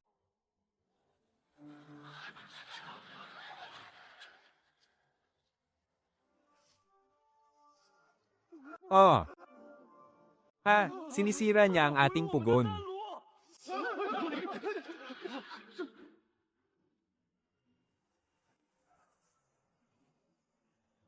Hindi yan ang kulay ng dumi mula sa ipinagbabawal na sining. Iyan ang purong banal na apoy na talagang nagmumula sa ugat ng kapangyarihan.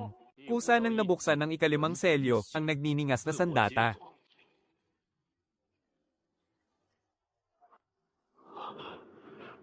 Sa loob ng 300 taon, hindi pa naging ganito kalinis ang apoy ng pugon.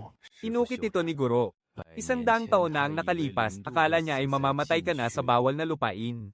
Inukit niya ang kanyang pangalan sa selyadong kagamitan. Matapos iyon, isiningit niya ito sa ilalim ng slab ng bato ng pugon para maghintay. Na may makatuklas nito, naghintay siya ng 100 taon. 30 taon na ang nakalipas, gumamit ako ng ipinagbabawal na sining para lamang malagpasan ang aking limitasyon. Dahil sa bawal na sining na iyon, magkasunod kong nalagpasan ng 2 antas sa loob lang ng 1 gabi. Pero nang magising ako kinabukasan, natuklasan kong patay ka na sa silid pagsasanay. Hindi ko maalala na may napatay ako. May dugo sa aking mga kamay, sa aking espada, at sa aking kapangyarihan. Ako ang nagpunas ng dugo niya, pero hindi ko talaga maalala na ginawa ko yon. Sa loob ng 30 taon. Hindi ko ito nagawang sabihin at naghintay siya ng 30 taon. Naghihintay na umamin ka. At heto, nasabi mo na rin sa wakas. Narinig niya ito, hahaha. Ang mangkok na ito ay hindi para sa iyo. Para yan sa nakababata mong kapatid sa sekta. 30 taon mong ininom ang tsaa para sa kanya. Ngayong araw, siya na mismo ang iinom nito. 800 taon nang walang sino mang tinulungan ng matandang ito. Ang huli ay ang asong inalagaan ng punong tagapamahala. Hay, mas madali siyang alagaan kaysa sayo. Kailangan lang siyang himasin sa ulo. Ikaw naman, napakaraming hinihingi sa akin. Hindi ba? Hindi umiinom ng tsaa ang aso, pero ikaw, umiinom ka.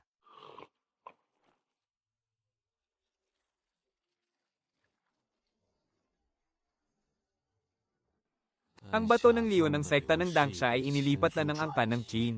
Ayon sa agarang ulat mula kay Jin Heng, inilipat na rin ang bato ng Liu. Sinusubukan ng angkan ng Qin na hanapin at tuntunin ang ating kinaroroonan. Hayaan mo silang maghabol. Ang susunod na piraso ay mas malalim na itinago ng angkan ng Qin. Lihim na itinago ng angkan ng Qin ang may markang A4. Ginamit ba ito bilang reserba? Hindi ito basta reserba lamang, kundi isang lihim na alas. Itinuturing ng angkan ng Qin na isang pamanang kayamanan ng bato ng Liu. Ilan ba ang mayroon sila? Sa ngayon, ito pa lamang ang nag-iisa. Ngunit kapag nasunog na ang mga talaan, mas marami pa silang pakikilusin. Ang tugon ng general, ipagpatuloy ang pagbawi sa mga piraso. Huwag ninyong hahayaang malaman ito ng ating Panginoon. Ang ikaapat na piraso. Hindi sa tinutulungan ko kayo, kundi dahil nag-aalala akong ang bato ng Leo ay hindi pala ang haligi ng sekta, kundi isang pampasipsip ng lakas. Kapag hinayaan pa natin iyan doon, hindi na muling dadaloy ang aking mga ugat ng espiritu. Isa lamang itong karaniwang batong espiritu na kamukhang kamukha nito. Palihim itong pinalitan ng angkan ng Qin.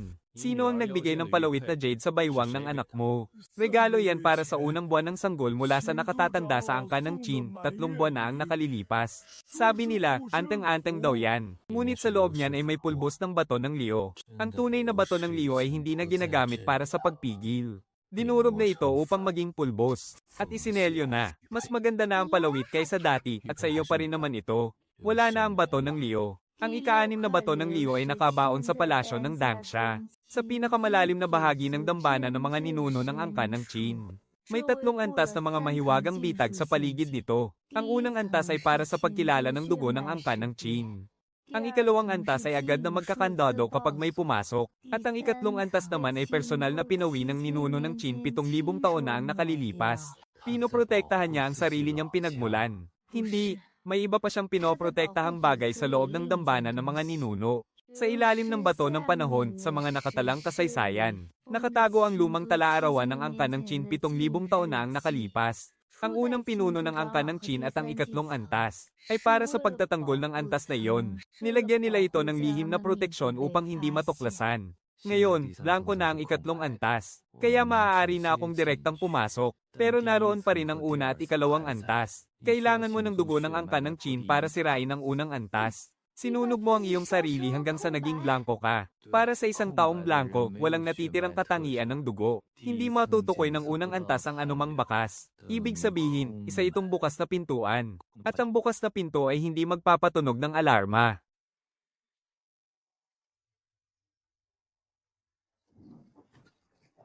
Ang petsa ay 100 taon na ang nakalipas. Ang huling sagot ng general para sa angkan ng Qin.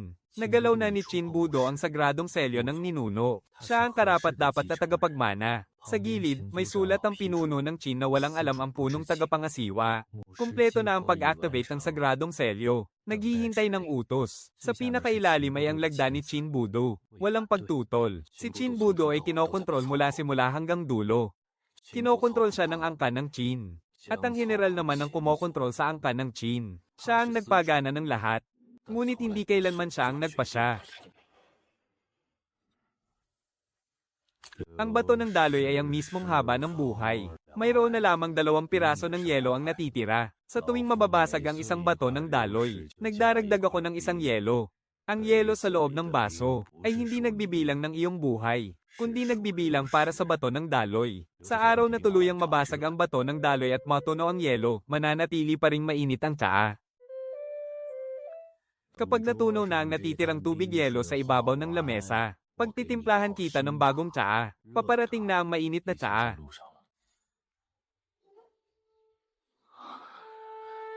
Ginamit talaga ng mga pinuno ang 7 antas ng bakal na selyo para lamang protektahan ng batong iyon. Hindi ito para pigilan ng mga estranghero, kundi dahil natatakot silang agawin ito ni Qin Banya. Tuluyan ang nagkasira ang angkan at si Qin Banya. Malinaw na patunay na hindi kailanman dapat mapasakamay niya ang bato ng daloy.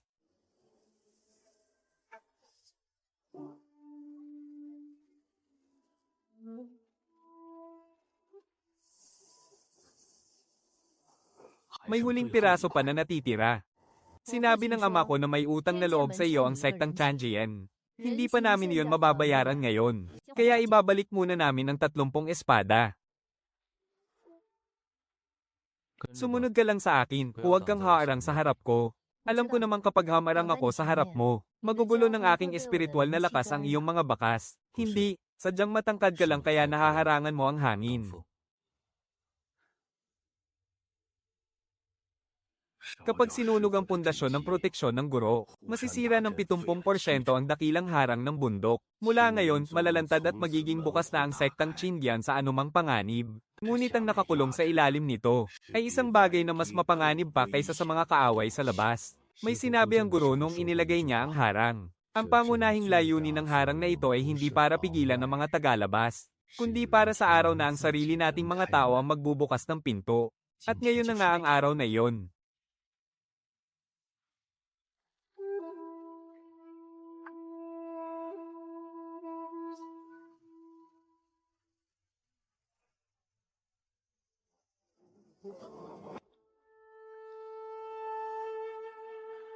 Ang ikawalong lumang pinto ay hindi na dapat pasukin muli. Sa ilalim ng lupa ng sektang Chindian. Doon ko ito tinatakan. Dahil ang pinakamapanganib na pinto ay hindi na dapat pambuksan muli.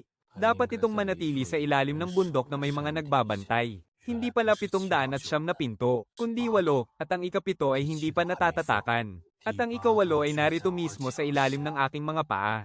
Araw-araw na nagtuturo ang guro sa kanyang mga alagad sa ibabaw ng pundasyon ng harang. At gabi-gabi siyang nagninilay-nilay sa tahimik na silid sa tabi nito. Nagbantay siya roon ng 300 taon. Walang sino mang nakakaalam na hindi pala ang harang ang binabantayan niya, kundi ang pinto. Kung masunog ang pundasyong iyon, babukas ba ang pinto? Gising na ito.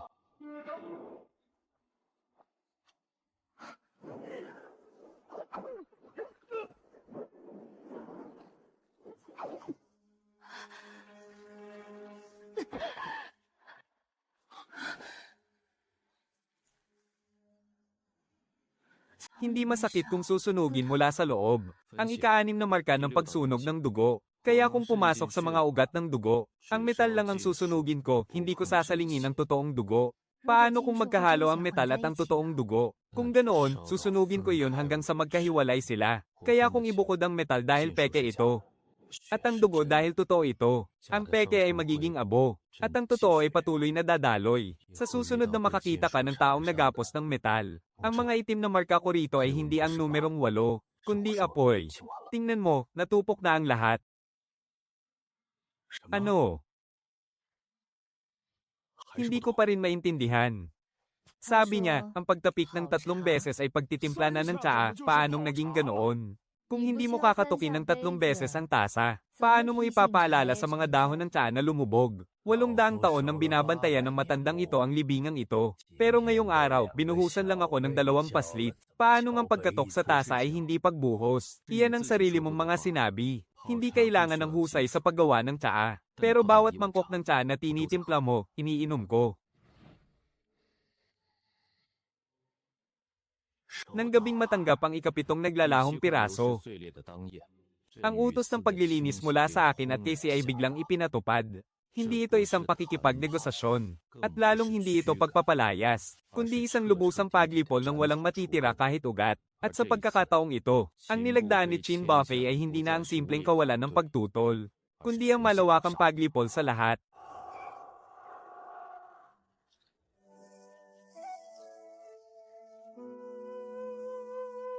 SSS.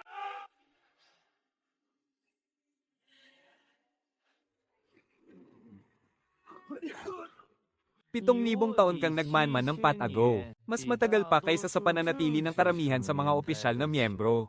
Ano sa tingin mo ang nalalaman mo? Ang isang bilanggo ay pamilyar lang sa kanyang selda. Kapag lumabas na siya, hindi na niya alam kung saan ang daan palabas. Jihang, alam ko. Ang saksak na ito ay pambayad sa 7,000 taon na utang ko sa kanya. At babalik ako para magbayad ng buo kapag nabawi na ang buong Liushi.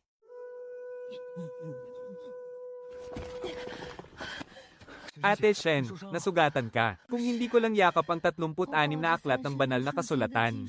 At naitala ang 3 milyang dinaanan natin. Puno sana ng mga pangalan ng papel. Sobra na akong nahihirapan, pero hindi ko ito maitapon. May isang pangalan na may nakasulat na patahimikin sa tabi nito. Ang dakilang guro. Para saan pa ang mga pangalang iyan? Nariyan pa ang sulat kamay ng dakilang guro. Ang kanyang sulat ay nandyan pa. Hindi malilimutan ng mga pangalang ito. 30 taon mula ngayon kapag may nakabasa sa mga talang ito. Malalaman nila kung ano ang mga pangalan ng mga taong winasak ng ipinagbabawal na aklat. Kung magkakagayon, hindi magiging walang kabuluhan ang pagkamatay nila. Ate Shen, sa susunod nating pagtakas, sasama ako sa iyo.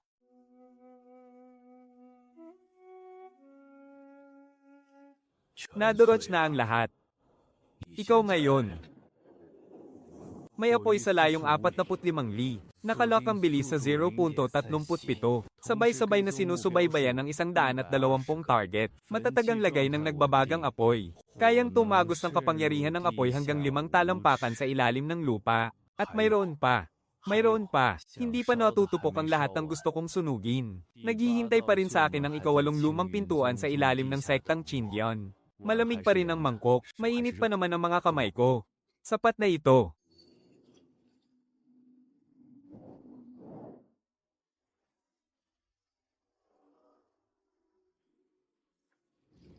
Nag-especially hiya ka ng 7,000 taon. Para lang ba sa araw na ito? Hindi para sa araw na ito, kundi para sa kinabukasan. Bago pa kayo nakarating dito, winasak ko na ang lahat ng tala.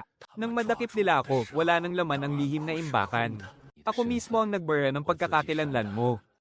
Hindi para magtago, kundi dahil ayaw ko nang maging isa pang bato ng tala ng ipinagbabawal na sining. Na kahit patay na ako, nakaukit pa rin ang pangalan ko para gamitin ng iba. Winasak mo nga ang mga tala. Pero may naisalba akong isang libro. Puro pangalan ang laman nito. Sa tabi ng isang pangalan, may nakasulat na patahimikin. 7,000 taon ng pagkakaligaw ng landas. Araw-araw, pakiramdam ko ay nagbibilang ako ng buhay ng ibang tao. Sa huli, nakalimutan ko na ang sarili kong ngayon. Nang alisin mo ako sa listahang iyan, naalala ko muli ang mga taong nabilang ko. Wala akong nakalimutan kahit isa sa kamatayan nila. Nilihim ninyo sa akin ang pagtatago ng mga bato ng tala. Nagtago kayo ng mga ito ng lihim sa akin. Lihim ninyong nilagyan ng ekstrang bato ng tala ang lambak ng Kangyin.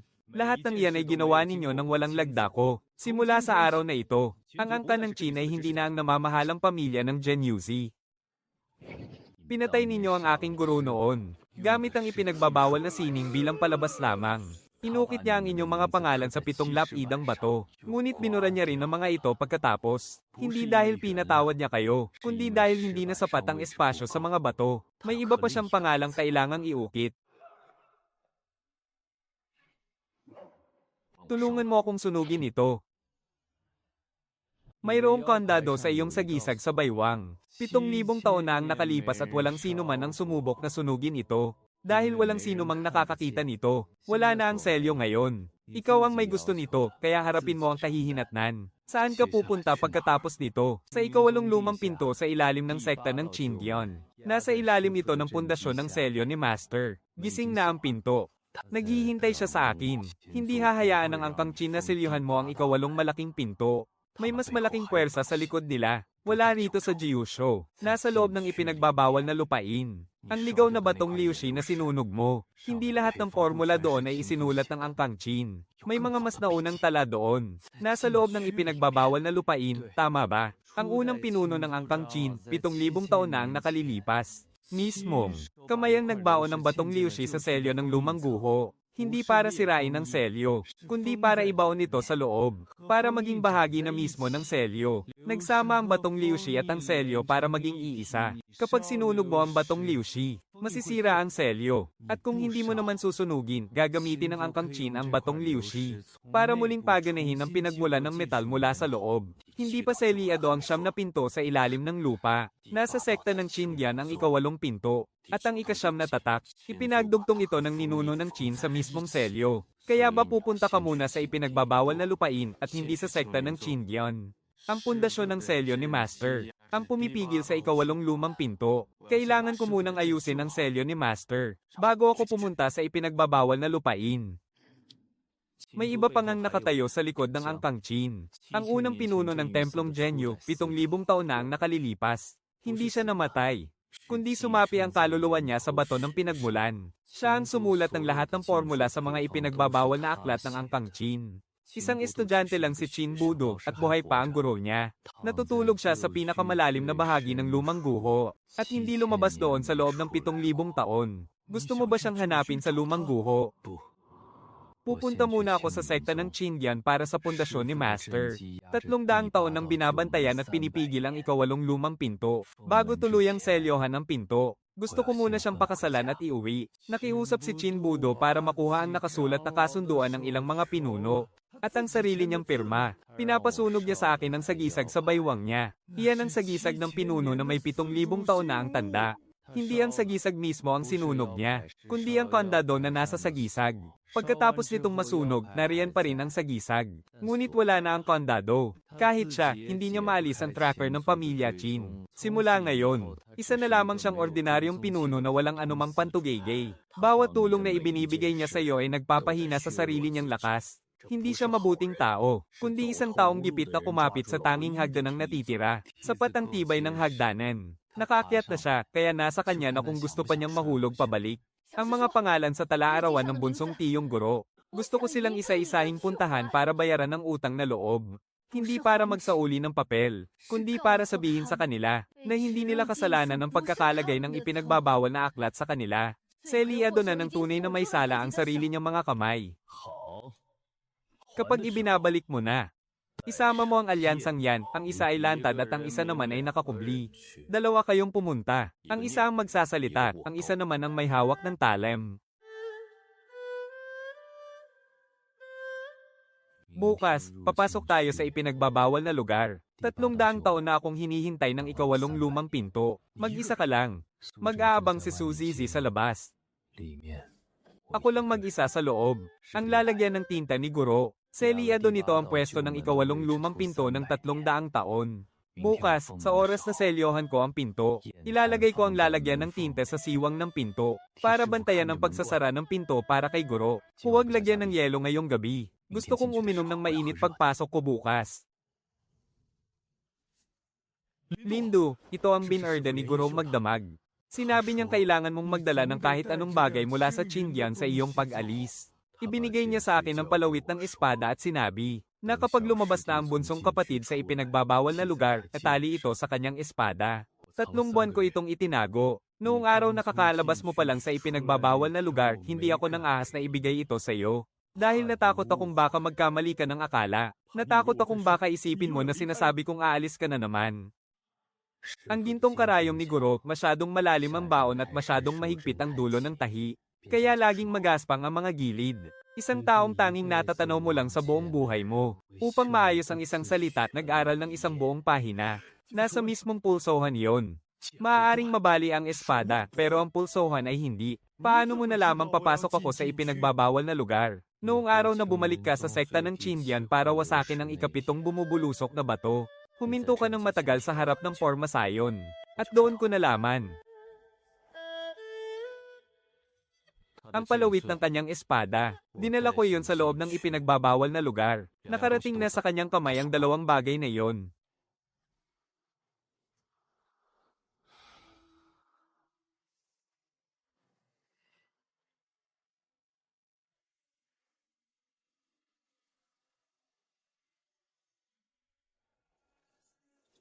Ang tibok ng lumang tarangkahan. Ang 7 tarangkahan ay tumitibok sa iisang ritmo. Inukit iyon ng unang tagapagtatag. 60,000 taon na ang nakalipas, ngunit tumitibok pa rin ito.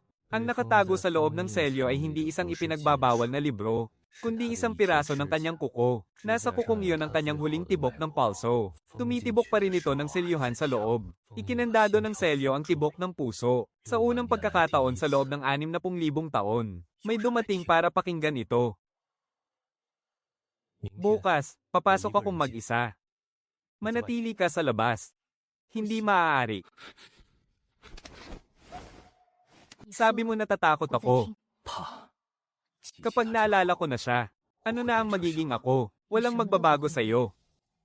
Ang apoy ay mananatiling apoy, at ikaw ay mananatiling ikaw. Hindi mawawala ang apoy. Lilipat lang ito ng lugar kung saan ito nagniningas. Mula sa pagsiklab nito sa loob ng iyong katawan hanggang sa espada, apoy pa rin ito. Sa tuwing natatakot ka, ito ay dahil nagmamalasakit ka. Ang pagmamalasakit na iyan ang bahagi sa iyo na hindi nabago ng apoy.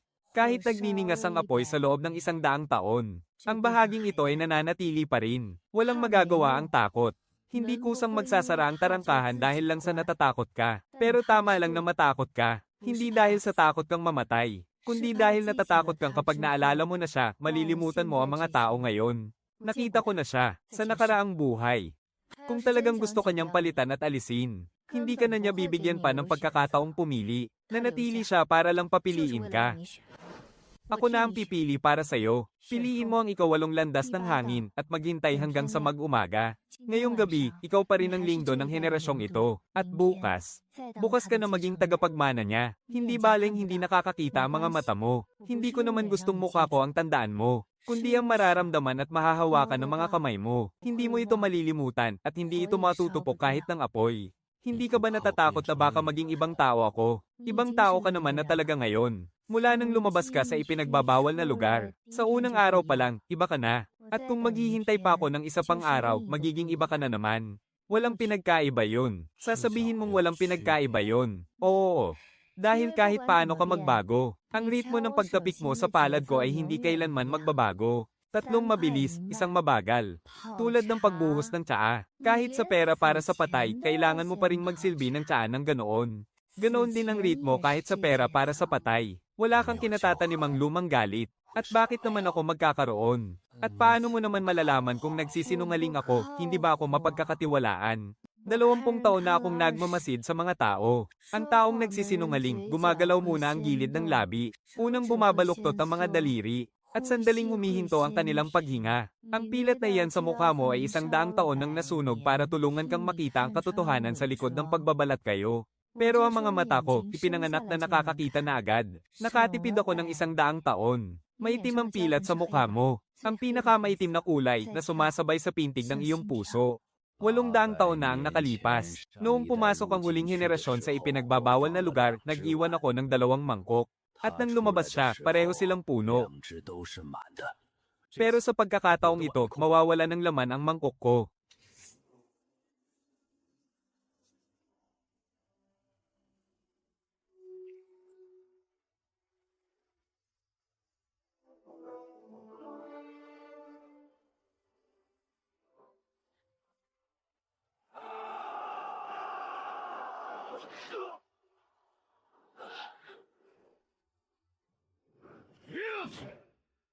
Sinasangga nila ang mga palaso para sa iyo. 60,000 taon na ang nakalilipas. Hindi ka isang malupit na mangkukulam.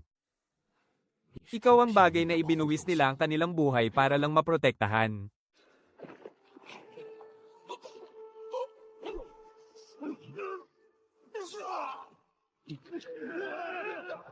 Noong ibaw nila ang kanilang mga espada sa lupa, nakapatong pa rin ang kanilang mga kamay sa talim nito. Pagkalipas ng 60,000 taon, may mga taong hamukay sa kanilang mga libingan para gawing minahan. Sa loob ng 7,000 taon ng Genyuzi, bawat naging pinuno ng tanggapang ito ay mga magnanakaw ng libingan.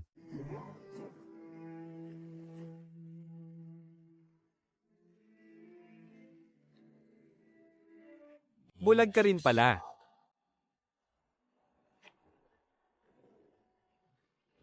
Ipinasok ko na ang batong ladrilyo mo para sa iyo. Pagkatapos maipit sa siwang ng pinto sa loob ng 60,000 taon, sa wakas ay naibalik din ito ngayon. Hindi ito dahil sa kamay ko, kundi sa iyo. Ginamit ko lang ang apoy para painitin ng bahagya ang ladrilyo para sa iyo. Nang uminit ang ladrilyo, lumuwag ang siwang ng bato kaya kusa na itong pumasok sa loob. Pagkatapos ng ika-60,000 taon, ang pagbabantay sa lupa ay hindi lamang isang pinto, kundi pira-pirasong panghihinayang ng bulag na iyon mula 60,000 taon na ang nakalilipas. Sa 7 direksyon, 7 bahagi ng kanyang katawan ang natusok ng nahawa ang espada. Ginamit niya ang huling 7 piraso ng kanyang natitirang mga buto upang selyuhan ng 7 landas ng paglaganap. Ang ninakaw ni Qin Budo na daloy ng panahon ay ang itim na dagat ng mga ninuno. Hindi niya ito alam sa sarili niya. Ano ang bagay na iyon kanina? Nayugyog ang matandang pintuan kaya tumikim ito ng bahagya. Ito ang hininga mula 60,000 taon na ang nakalilipas na itinago ng ipinagbabawal na aklat sa loob ng matandang pintuan. Dahil walang sino mang nagsasalita, matagal itong napigil. Isang malakas na ihip lang ng hangin. At pagkatapos ay nawala na. Ito ang pinakamahiwagang tunog na narinig ko sa loob ng 800 taon.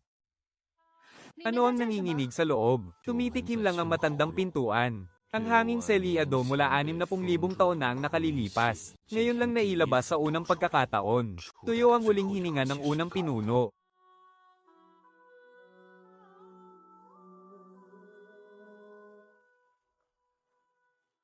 60,000 taon. Ito ang kauna-unahang pagkakataon na ang init ng buhay na katawan ay dumampi sa iyong mga buto.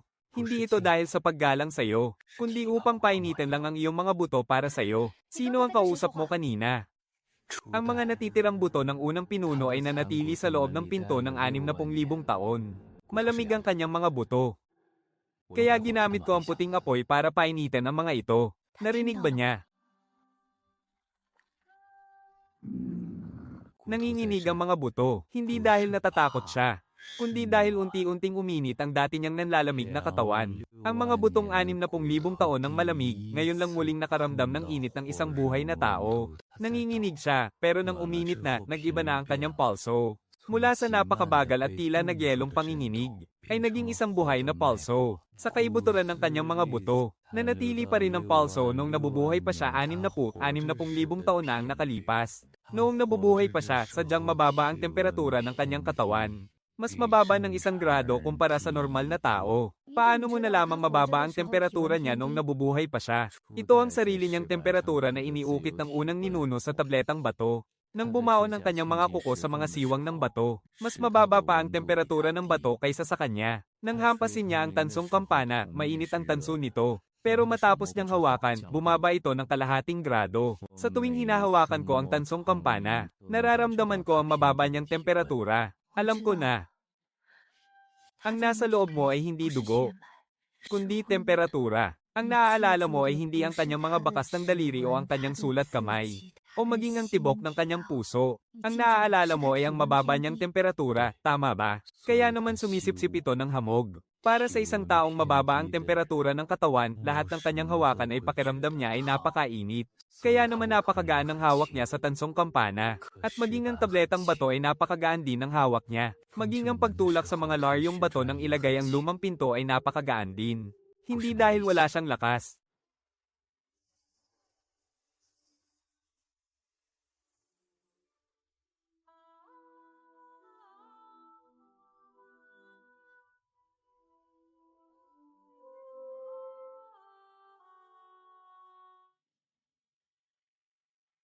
Ang unang dumadaloy na bato na hinawakan mo, ay ibinaon mo sa iyong puso.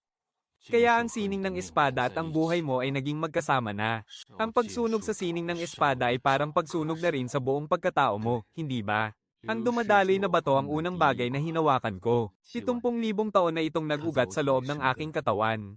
Lahat ng dumadaloy na batong sinunog mo ay mga kopya lamang nito. Ang isang ito ang inang bato. Kapag sinunog mo yan, mapuputol ang pinagmumulan ng metal. Pinipili mo na naman ang daan patungo sa iyong kamatayan. Isang bangkay ang pinipili para sa'yo. Kapag sinunog mo ito, madudurog ang inang bato, at tuluyang mapuputol ang pinagmumulan ng metal. Ngunit kung hindi mo susunugin ang inang bato, sisabog ito sa sandaling maramdaman nito ang aura ng lumang sekta. Mayayanig at magkakalamat ang ika-6 na sinaunang tarangkahan dahil sa pagsabog. Hindi mo maaaring hayaang magkalamat ang ika-6. Kaya wala kang ibang magagawa kundi bawiin ito.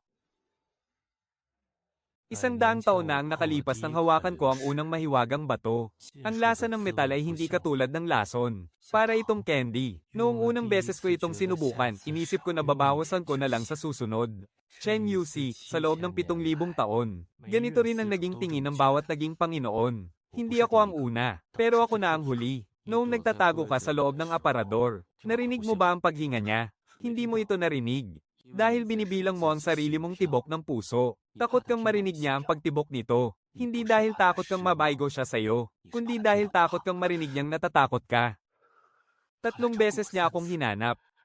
Noong unang 2 beses, sa labas lang siya. Inutusan ko ang mga tao ko na harangan siya sa labas ng pinto. Sa ikatlong pagkakataon, umakyat siya sa pader para makapasok. Umuulan noong gabing iyon. Natambe siya habang umaakyat sa pader. Tumama ng malakas ang tuhod niya sa matalas na gilid ng bato. Narinig ko ang kalabog. Tumayo muna siya ng sandali sa gitna ng ulan. Bago niya itinulak ang pinto para pumasok, nakita niya sa ibabaw ng lamesa ang mga hindi ko pa naitatagong. 7 botelyang may selyadong mga piraso ng metal. Hindi niya yun hinawakan. Naupo siya sa tapat ng lamesa at hinintay akong lumabas mula sa aparador. Umuulan ng malakas buong magdamag. Habang nakatago ako sa loob ng aparador, binibilang ko ang sarili kong tibok ng puso. Nagbilang ako hanggang sa mag-umaga at tumila ang ulan. Tumayo siya at isa-isang inayos ang 7 botelya. Pagkaalis niya, makalipas lang ang 3 araw, pinaslang siya para patahimikin. Dapat sana ay naroon pa rin ang marka ng sugat sa kanyang tuhod. Pero nang matupok siya at maging abo dahil sa pagtalbog ng kapangyarihan, nawala na rin ang sugat na iyon nang masunog siya. Walang bangkay. Walang libingan. Tanging isang piraso na lamang ng batong nabasag nang tumama ang tuhod niya. Isang beses ko lang ito sasabihin. Ang kasalanan mo ay hindi ang pagpapahintay sa aking guro ng buong magdamag, kundi ang lahat ng taong winasak mo gamit ang ipinagbabawal na kapangyarihan. Habang nagtatago ka sa loob ng aparador at binibilang ang tibok ng puso mo, ang mga ugat ng kapangyarihan ng sektang Bisway ay unti-unti nang sinisipsip at natutuyo dahil sa pagtagas. At ang mga alagad ng lambak ng Kendian ay tinutupok na ng pabalik na bagsik ng ipinagbabawal na sining. Bilasan mong simutin. Ano pa ang hinihintay mo? Hinihintay kong bamu ka ng sagad ang pagtagas. Bamu ka ng sagad. Para masimot ito nang walang natitira.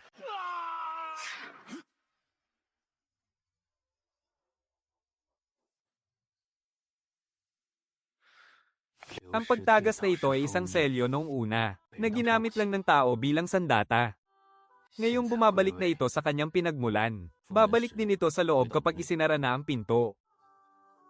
Natupok na ang lahat ng iyong utang. Ngunit ang abong utang mo sa iba ay hindi mo na maibabalik. Subalit ang mga abong ito ay lalakbay at magkakalat. Kakalat ito sa bawat lupang winasak ng ipinagbabawal na sining, upang magbayad para sa iyo.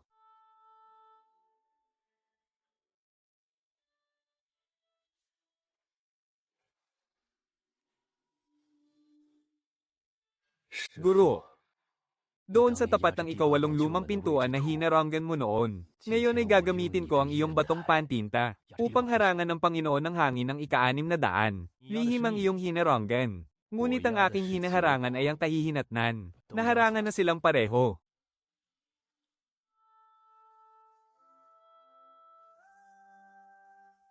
Ang nakatuklas, si Jiang.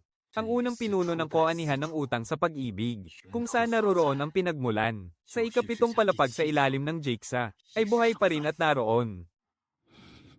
Hindi si Chin Budo ang gumawa ng kanyang ipinagbabawal na sining. Ang formulang ginamit niya ay ipinamana sa kanya ng isang taong nabuhay 7,000 taon na ang nakalilipas.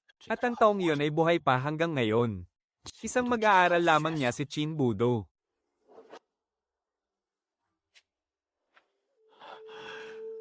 Natupok na ng apoy ang loob nito, kaya hindi ko na maalala kung ano ang iniwan niya.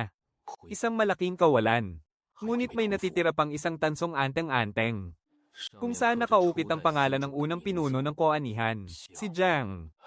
Siya ay naroon pa rin. Nakahiga sa ika-7 palapag sa ilalim ng Jigsaw.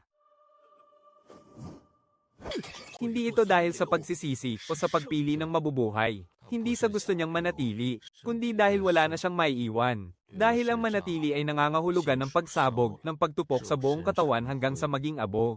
Hindi ang abong yan ang kanyang mga labi. Iyan ay mga tira-tirang dumi lamang. Ang kanyang mga labi ay nasa siwang ng pinto. Ang batong iyon ay hindi sa kanya, kundi sa pinto. Sinunog mo nang walang itinira ang formula ng ipinagbabawal na aklat ni Chin Budo. Nadoroch na ang kanyang inang bato, at ang kanyang mga abo ay tuluyan ng nilipad ng hangin. 800 taon na ang nakalipas, naghintay ang iyong guro sa tapat ng kanyang pinto buong magdamag. Ngayong araw, ako ang mag-aalay ng isang mangkok ng tsaa sa tapat ng kanyang lapidang bato para sa kanya. Hindi para magbigay galang kay Chin Budo, kundi para ipaalam sa iyong guro na natapos na ang kanyang paghihintay.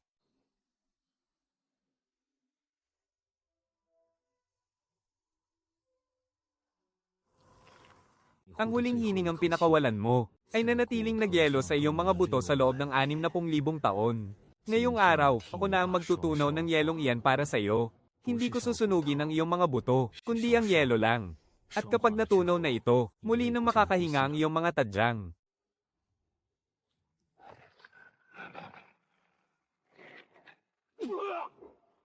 Pagkaraan ng 60,000 taon, muling tumanggap ng alagad.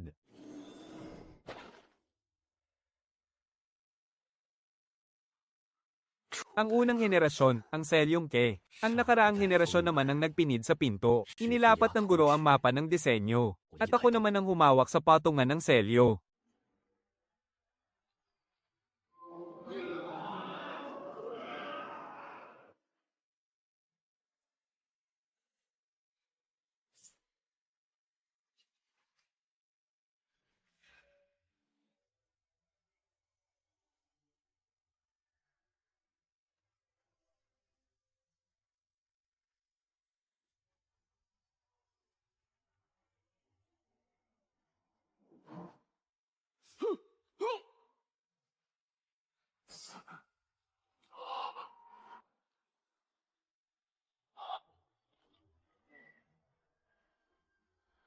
Ang ikawalong likas na instinto sa pakikipaglaban mula sa nakaraang buhay ay naikarga na rin.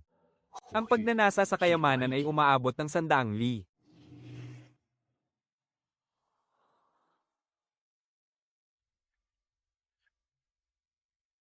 800 taon na ang nakalipas. Nang lumabas ang nakaraang henerasyon mula sa ipinagbabawal na lupain, napakatahimik niya. Napakatahimik na kahit ako na nasa labas ay hindi ko man lang narinig ang kanyang mga yapak. Ngunit iba ka. Matapos mong ipinid ang pinto, muli nang ibinalik ng slab na bato ang tunog. Dahil nabuhay ang selyo. Ang isang buhay na selyo ay hindi sumisipsip ng tunog, kundi sumasagot ito. Yumanig ng isang beses ang tansong kampanilya ng unang henerasyon. Hindi ito sumasagot sa akin, kundi sumasagot ito sa ikawalong marka. Alam niyang naalala ko na ang nakaraang henerasyon. Kilala ni Zero ang nakaraang henerasyon. Noong ipininid ng nakaraang henerasyon ang pinto, 800 taon na ang nakalipas. Yumanig na ng isang beses si Zero sa ilalim ng kanyang mga paa. At ngayong araw, muli itong yumanig. Dahil nakilala nito ang iisang tao. Ang iisang dugong nananalaytay. Hindi na ito mapag-iba ni Zero. Ang tanging alam niya, nagbalik na naman ang dugong lahi na yon. Sabihin mo ito sa kanya para sa akin. Hindi na kailangang ibalik ang kaluban.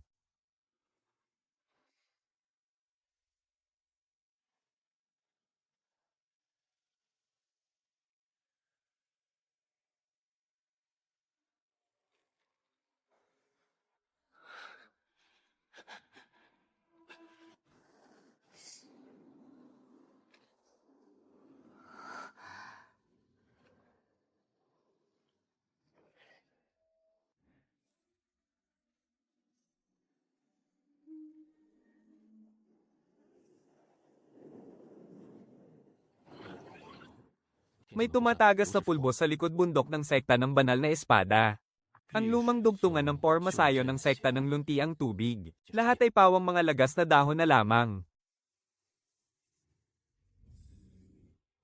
Ang ikasyam na daan. Hindi ito kapangyarihan. Ito ay isang pag-scan sa buong mapa. Ang lokasyon ng lahat ng ipinagbabawal na aklat. Alam ko na ang lahat ng yun ngayon. May natitira pang 73 bakas.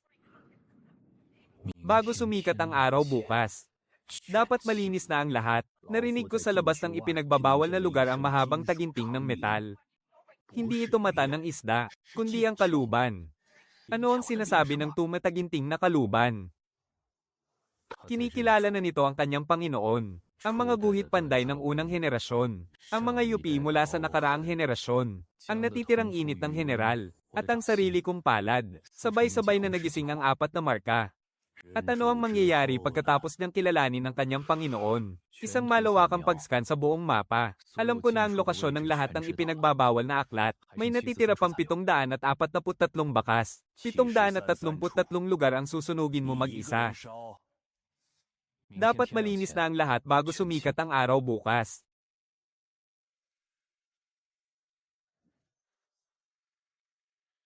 Sinabi niyang iparating sa akin na hindi na kailangang ibalik ang kaluban. Maaari mo naman sanang hindi sabihin. Nahipo ko ang yupi. Kailan mo yun nahipo? Noong unang beses ko palang hinawakan ng kalubang ito, ang yupi sa tansong pangkabit. Akala ko noong una ay depekto lang sa pagkakapanday. Ngunit nalaman ko ring hindi pala ganoon. Bakas pala yun ang diin ng daliri ng tao. Matagal mo nang alam na sa kanya yun. Alam ko. Pero hindi ako nagtanong. Kung nagtanong ka, mapipilitan kang maghatid ng mensahe para sa kanya. Salamat sa paghahatid ng mensahe para sa kanya. At hindi rin naman ako naghintay. Tanging naalala ko lang na nasa kaliwa ang bahaging may uka. Malamang na kanang kamay ang nakasanayan niyang ipangdiin sa kaliwa noon. Katulad ng naging nakasanayan niya noong nabubuhay pa siya. Nagbilin siyang hindi mo na kailangang ibalik to. Ang sa kanya ay hindi na kailangang ibalik. Naibigay mo na ito para sa kanya. Sa ngayon, ang panig na ito. Ibinibigay ko sa iyo ang sa akin, hindi mo na kailangang ibalik. Hindi ito ang kaluban, kundi ako. Mas malapad ng bahagya ang marka ng daliri niya kaysa sa akin. Mas malaki ang kamay niya kaysa sa akin. Mas matangkad siya sa iyo ng kalahating ulo. Sa mga alaala ko mula sa nakaraang buhay, tumayo siya mula sa tabi ng kaluban. Saktong sumayad ang tuktok ng kanyang ulo sa hamba ng pinto. Kung ganoon, kailangan niyang yumuko tuwing papasok sa bahay.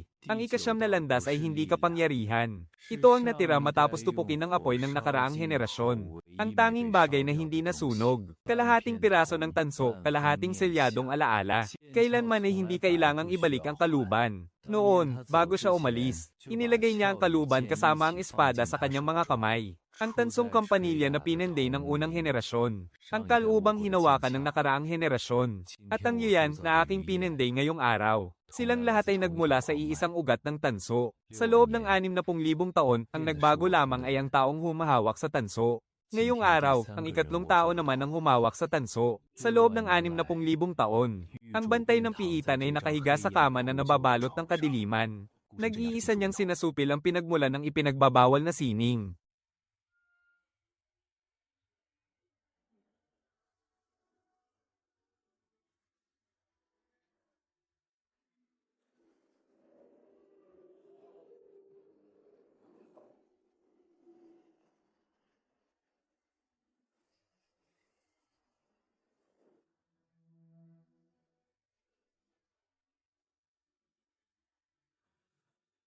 Ang tatlong patong ng selyo ay sabay na napuno ng naglalagablab na apoy sa iisang saglit. Naalala ng apoy ang 60,000 taon na ang nakalipas. Ang mahinang tibok ng puso ng unang tagapagtanggol. At walang hanggan itong ibinalik ang tibok na iyon sa selyo.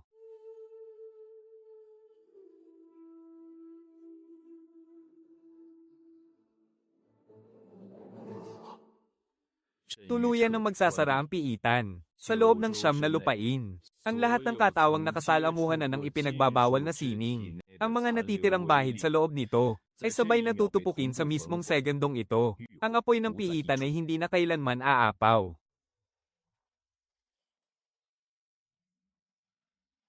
Mula ngayon, hindi ko na kailangang sindihan to. Nandito ang espada. Kusang nagliliyab ang anumang natitira kapag lumapit ito. Mula sa apoy na nakulong sa piitan ng 60,000 taon, naging isang espada ito. Mula sa piitan hanggang sa kaluban 60,000 taon.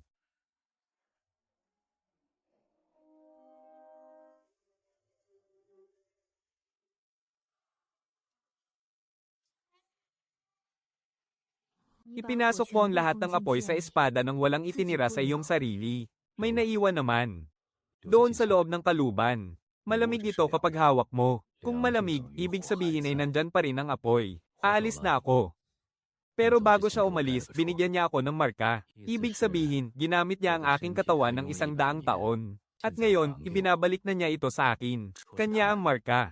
Akin naman ang katawan. Ang libingang binantayan ng 800 taon ay naging espada na. Naging hungkag na ang kahoy. Mas mabuti pa ang espada kaysa sa kahoy. Ang espada ay pwedeng panasan. Ang kahoy naman ay puro alikabok lang ang nalalaglag. Ang pangalang Yuyan. Sinong nagpangalan, mismong espada ang sumulat nito. Pagkatapos noon, hindi na ito nagsalita. Hindi nga nagsalita, pero mainit pa ba siya? Hindi naman mainit sa normal na araw. Umiinit lang ng bahagya kapag napatumba mo ang mangkok niya, bilang tanda ng pag-alalay.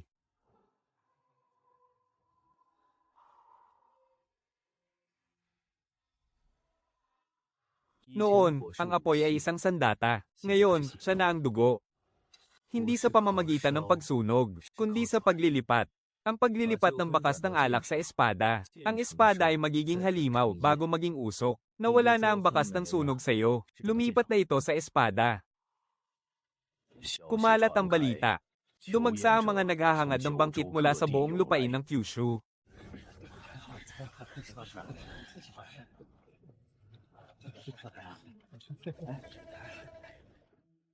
Hindi ito pasasalamat, kundi pagbabayad ng utang. Isang pagbabayad ng utang. 300 taon. Ninakawan tayo ni Liushi ng 300 taon ng ugat ng espiritu at ngayon ay ibinabalik na niya ito.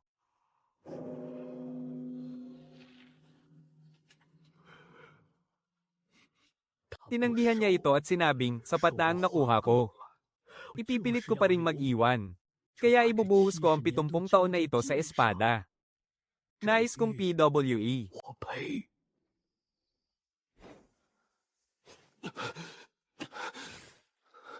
7 araw na lang bago ang pagbawi sa pinagmulan.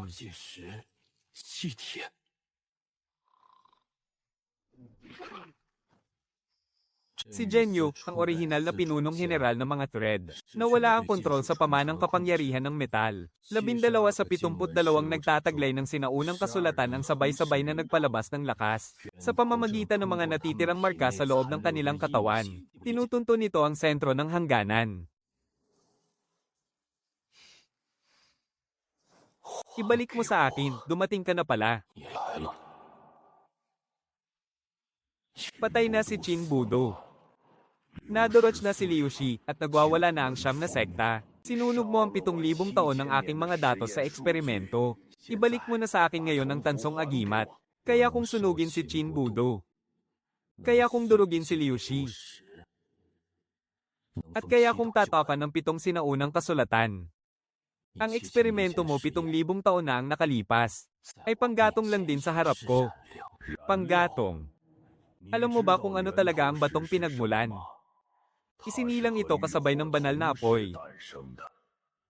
Kaya ng apoy mong sunugin ang mga ipinagbabawal na sining, pero hindi nito kayang sunugin ang batong pinagmulan. Tunay ang batong iyan. Ang apoy mo ay makakagawa lang ng ordinaryong pinsala sa mga tunay na bagay. Ordinaryong pinsala, para sunugin ang batong kasing laki ng isang bahay. Sa tingin mo, gaano katagal ang kakailanganin mo? May nakaligtaan kang isang bagay. Lalaganap ito ng 100 li. Para simulan ang huling hakbang ng pagbawi sa pinagmulan. Ang lahat ng natitirang abo ng ipinagbabawal na sining sa buong fusion na natupok ng apoy, ay sabay-sabay na jijisingan ng myths ang ibinaon 7,000 taon na ang nakalipas. At mabilis na magtitipon-tipon patungo sa sinaunang guho, para bawiin ang tansong agimat, at muling paganahin ang orihinal na kapangyarihan. 7,000 taon na mga datos sa eksperimento. 731 kakaibang salik. Ang 7,000 taon ng eksperimento ay natalo ng 731 tao. Karapat-dapat lang na ibuhos ko ang aking buhay na parang gamo-gamo sa apoy. Sadyang wala lang akong lakas para kontrolin ang kapangyarihang nagwawala. Salamat sa pagtatapos mo sa lahat ng ito. Ang pinagmulan ng ipinagbabawal na sining ay tuluyan ng naputol. Wala nang posibilidad na may maisilang pangbagong ipinagbabawal na sining sa daigdig. Hindi ito dahil natupok ng apoy, kundi dahil ang pinakaugat nito ay tuluyan ng pinutol. Bukas na ang singsing sa ika-7 antas. Ngayong araw, hindi ko kailangang gumawa ng anuman para sa kanya rito, kundi ang ipaalam lang sa kanya na may nakasaksi sa kanyang paninindigan. Ang mga salitang ito ay mas nag-aalab pa kaysa sa lahat ng matinding apoy na iyong pinagliliyab. Hindi ba maituturing na pagpapatuloy ang pagbuhos ng tunaw na tanso kanina? Hindi ito para magpatuloy para sa kanya, kundi para samahan siya. Ang pagpapatuloy ay ang pagpapalit sa sinumang nauna, habang ang pagsama ay ang pagtayo ng magkatabi. 60,000 taon na ang nakalipas nang nag-iisa siyang nag-ukit ng mga salita, nang walang sinumang kasama. Akala ko, ako ang iniligtas.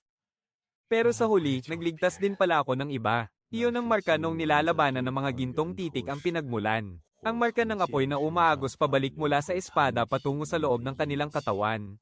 Isang banal na kasulatan. Isang matinding hangarin ng general. Ayaw niyang maalala siya ng mundo. Ngunit permanenteng nanatili dahil sa nagbabagang apoy. Ang apoy ay walang kinikilingang mabuti o masama. Hindi ito dahil sa paggapi, kundi dahil sa pagkasunog.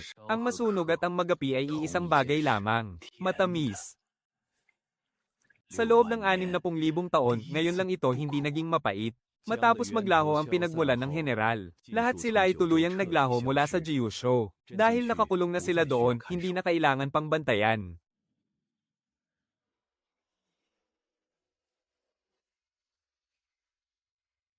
Ang mga usbong ng tsa ay hindi itinanim ng tao. Kusa nang naghihilom ang lupa, at muling sumisilang ang lahat.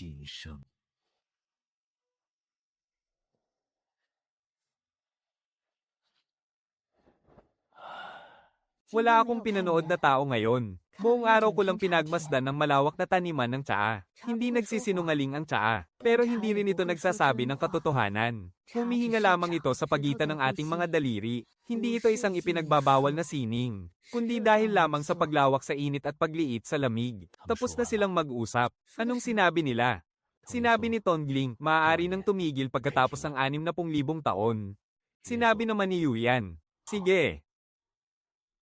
Ang mga hakbang mo ngayon ay mas mabagal ng kalahating kumpas kaysa kahapon.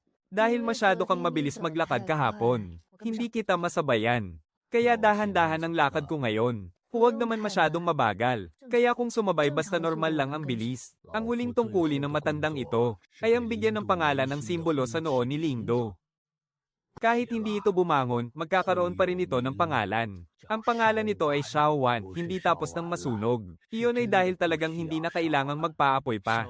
Pagkatapos masunog, iinom na lang ng tsaa. Ngayong araw, hindi malamig ang tsaa. Dahil ang huling kalahating piraso ng yelo ay natunaw lang kanina. Mainit-init ang kaluban. Ang pagiging mainit-init ang pinakamababang antas ng init habang nagbabaga pa ang apoy. Dahil narito ka, kaya ito mainit-init.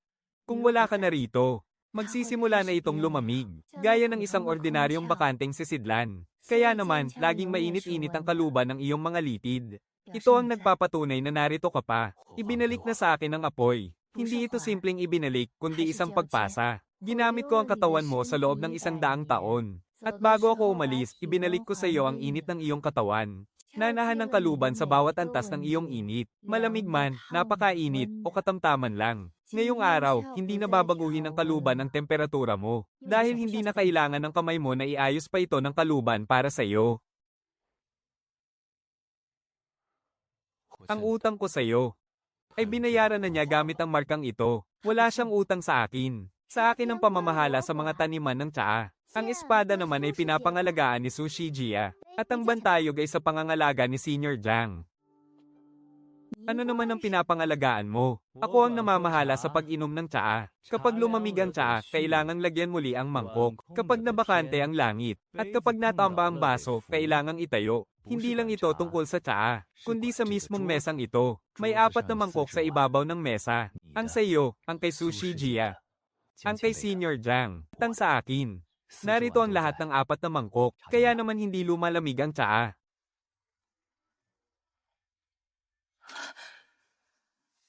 Sa ikapitong antas sa ilalim ng 9 na kawalan, may isang bagay na tumugon sa iyo. Hindi ito metal.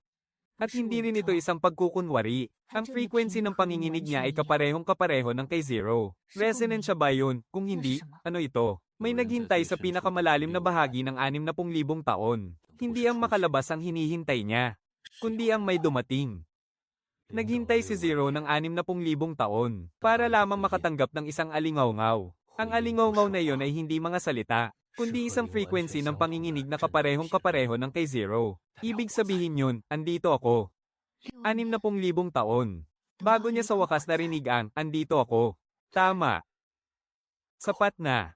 800 taon na akong nagbabantay rito.